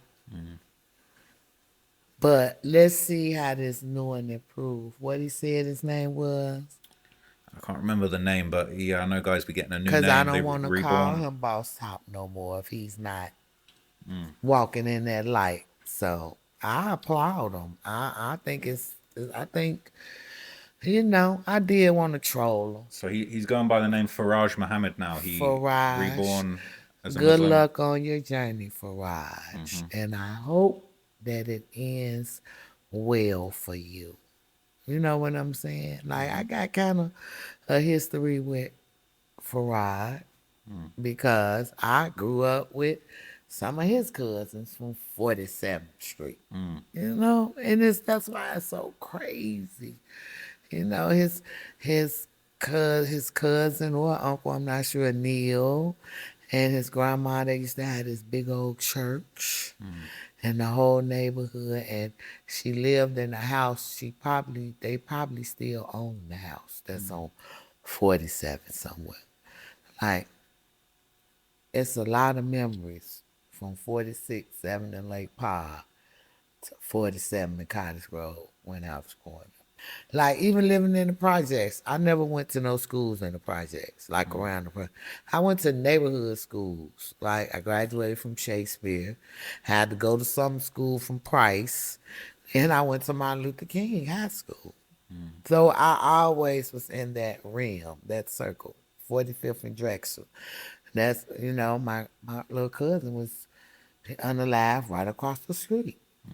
You know what I'm saying? His daddy was unalive 4 blocks up the street, which is my cousin 10 years later. Yeah. Before, on the same side of the street. So, like my auntie grandson, this is my aunt's grandbaby. So we have dealt You know, I like to see a person put their best foot forward. I just wish they would have listened to my baby when he was trying to do it. I think a lot of people will look back and say that Duck was really one of the people that did the most as far as early on trying to build bridges and settle down some of the violence and showing homage to the other side. And I don't think I couldn't imagine anyone ever forgetting what he did for that. But I feel like it's so sad he didn't get a chance to see the seeds he planted. You know. We see it now. Like the flesh is for the moment. The flesh, the spirit is eternal, and that's one thing about life. You can't kill the spirit, but the flesh gonna leave us. And I believe it's Duck's spirit that's resonating and it's getting acknowledged of what he was. So his kids see it. So it's still gonna be heard. It's still gonna get recognized because now he has 4 kids that looked up to him. I grew up in the heroin and crack era, and never have I in cocaine, raw cocaine, have I ever sniffed anything up my big ass black nose. I swim and the water get in my nose, I'm having a panic attack. So I never went down that route. That's probably But for the I've best. tried hard drugs. I've experienced hard drugs, but What's your like craziest drug experience? my craziest Yeah. drug experience, a shroom. For real. Yeah, When and you my do kids shrooms? recorded it. Your They kids gave me recorded you one. off the shrooms. That's Yeah. crazy. What? My daughter recorded. I was in the house just bored, and she was like, I was like, what's that? She was like, a shroom. Because I've ate the chocolate. I've had shrooms before, but this particular day, I was like, give me a piece. You know, sitting in the house watching the baddies. Yeah, yeah. And went into a trip where I laughed for 15 minutes, and they recorded the whole thing. I couldn't stop laughing. That's crazy. You enjoyed the experience? Did it like It open your was cool, mind? but I don't want it no more. It was No. like, no, I did it once. It's nothing that I would want to just feel like. It was a good trip. Is that what y'all call it? Yeah, A yeah, good yeah. experience. Well, I it ain't done just that in a made long me. time, but yeah, It it's a just crazy made me experience. laugh for 15 minutes, and I couldn't stop laughing. That's crazy. That's cool. And they was like, "Mom, you still laughing?" I was like, "Ugh." It'd be making people cry too. Sometimes you shed a No, tear on I it. ain't never. My trip wasn't like that. I was happy. I didn't go into one of them psychedelic trips while I was seeing rainbows and unicorns jumping through clouds and shit. Because I've heard people have Yeah. tripped like that. But I'm like, I used to thought edibles didn't get me high. Yeah, Like, edibles never did nothing from No. And my sister came back with some Vegas edibles. And she gave me 2 of them. And she was like, don't eat both of them at the same time. So I'm like, girl, edibles don't do shit for me. And I popped them bitches back like some gummy bears. 10 minutes later, I was like, what's going on? What's y'all? What's wrong? Why the blinds up? Like, this me off the edible. Like, put the blinds down. And I ain't do that shit no more. Yeah, that stuff's crazy. But I feel like it's sort of having an open mind to those things. You kind of experience. You think about things Yeah, differently it's the afterwards. trip. I guess people just want to see how the trip is, but I've never had a bad experience, and I will never do it again to see if I do. So I've experienced that, but no, I've never taken a perk. I've never even took one. Like when I have back pains and shit, we used to get oxycontins and narcos and shit like that. Like, nah, I ain't get to the perk stage with the pain. That's good. People getting addicted. I don't want to be getting on perks. Everyone out here with all these pills and shit. No, But that stuff is dangerous, especially now how they making it. It's taking our babies out, man. These babies is experiencing these drugs and it's killing them. And it's, you know, crack, when I was coming up, wasn't doing that to people. I ain't gonna hold you. And heroin, You know, the peoples, they OD if they took too much or if it was phony. But to worry about fentanyl killing you, but that's the high they want. They want the fentanyl. They willing to die for it, and I never could understand it. Someone I really wanted to talk to you about was maybe, you know, the second or third biggest person when it comes to the FBG crew, or is it FBG Cash, was, you know, he was having a lot of motion. He was kind of, you know, making a lot of noise for the That's Flyboy gang. Tristan. That's TJ. Yeah. See, I knew him when he was TJ. For real. Y'all met him when he was Cash. Yeah. I knew him when he was TJ. You know what I'm saying? So I feel like with Cash, yeah, like we were talking earlier about Duck, how I said I feel like Duck was very charismatic. Cash was very, very charismatic. He was very funny. I feel like in a lot of he was a interviews, he's character. hilarious. We used to have sometimes at the crib. Like we'll have Apollo, like it used to be lit. Them babies used to really do positive stuff with their times, but Cash was more like a little brother. You see, I couldn't like son Cash. You know what I'm saying? Cause he only like 10 years. No, not 10. He probably like, is him and Brick the same age? I don't know. But he was more like a little brother, little cousin. You know, Cash was like you said, had a lot of charisma. Funny guy. Funny as hell. Sense of humor. He played with me a couple of times, but I got his ass together. Yeah. You know what I'm saying? That's what he do. That's where the charisma come from. He tried it, but it didn't work. He seemed kind of cheeky with it.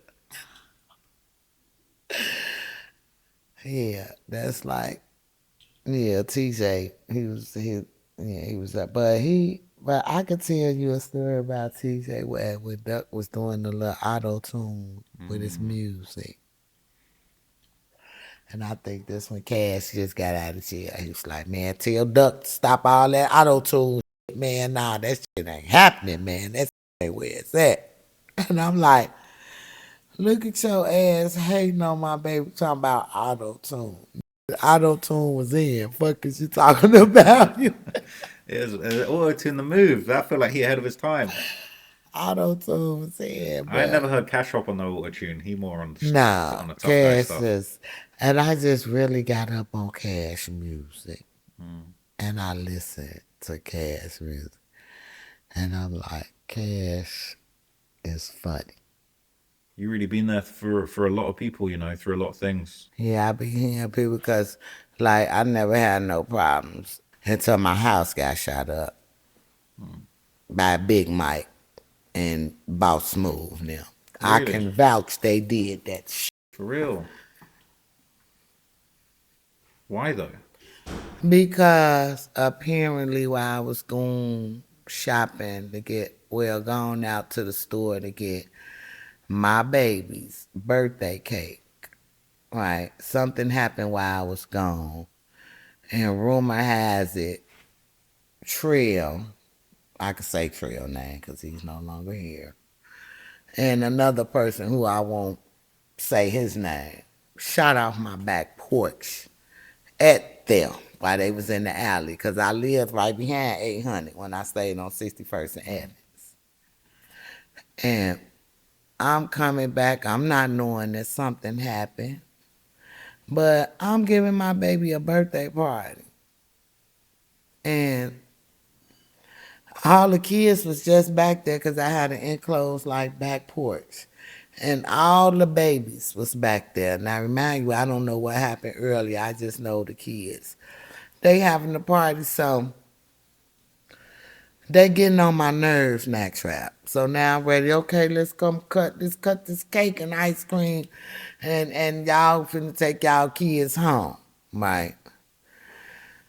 The minute I got them kids from out the back of that enclosed back porch. We sitting at the table. I had a hallway. My refrigerator was like facing right here, and the door to the enclosed back porch.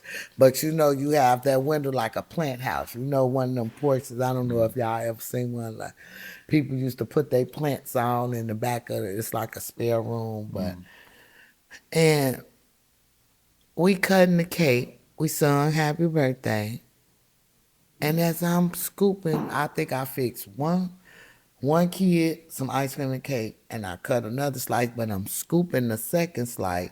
I mean, scoop to give it to another, and I just hear glass breaking, like, psh, psh, psh. So I'm wondering, like, and then it got louder, pow, pow, pow. So now all the kids, I'm telling them, hit the floor, somebody shooting it. I'm talking about bullets came through my refrigerator. They literally shot the back porch up. Right. Now, what if them babies would have been back there and they not knowing that them babies back there and shot that how they did? But me getting tired of the kids playing was the reason why they wasn't back there. That's scary, you know, and that So when I go down the stairs, let me tell you, they were so bogus. They were standing across the street at the house. I mean, watching the aftermath. They on the porch. I say, so you bitch ass really just shot up the back of my house? damn. You said that to them. I say, so you bitch ass just really shot. I say, did y'all know babies was back there? And I called the police on their ass. But I wasn't sure it was them. Because I didn't actually see them. But you know, you know. So that wouldn't have went far. You know, but I knew it was them that did it. And I found out why they allegedly did it. I ain't play that shit. Yeah, I mean, putting the kids' lives at risk like that, it's just so reckless. And when I found out what happened, I tweet Really. on them. And I tweet the fuck out. Like all y'all got, I have put them out during the middle of wartime and wouldn't even know they was in war with motherfuckers because I didn't care. Like when I'm tired of y'all ass, get the fuck on. I used to be like, go to y'all own mama house. Yeah.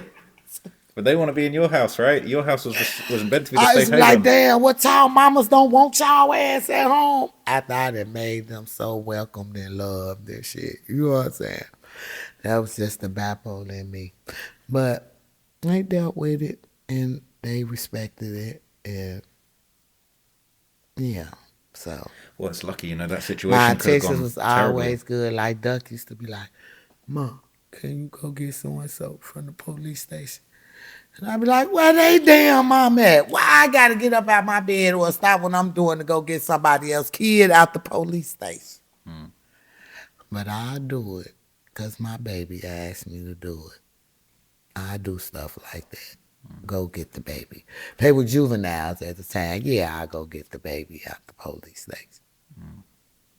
You did that a lot of times. A couple of times. Not a lot of times. Hell no. I was too busy. Like they had Duck hemmed up one day.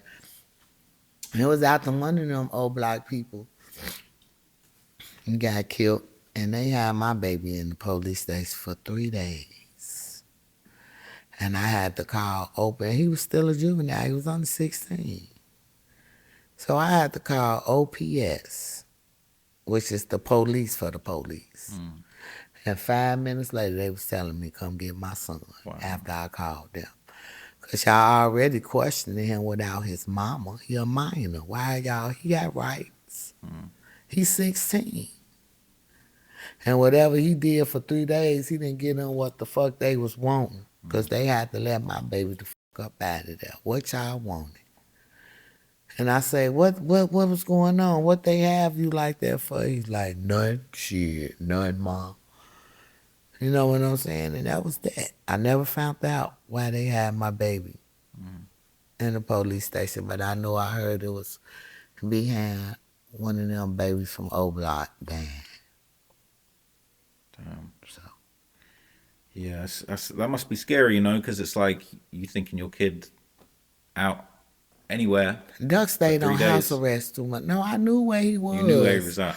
I knew he was in, but I'm like, why y'all holding him so long? Like every time, every day, I'm like, why can I come get my son? Why y'all holding my son? And they be like, we'll let you know when to come get him. And then on the third day, y'all motherfuckers still got my baby. At this point, I didn't know I could have got a lawyer and went and got my fucking son. Like y'all shouldn't be questioning, but that's how dirty the police was. They just recently dropped a video of the police harassing Duck in the alley.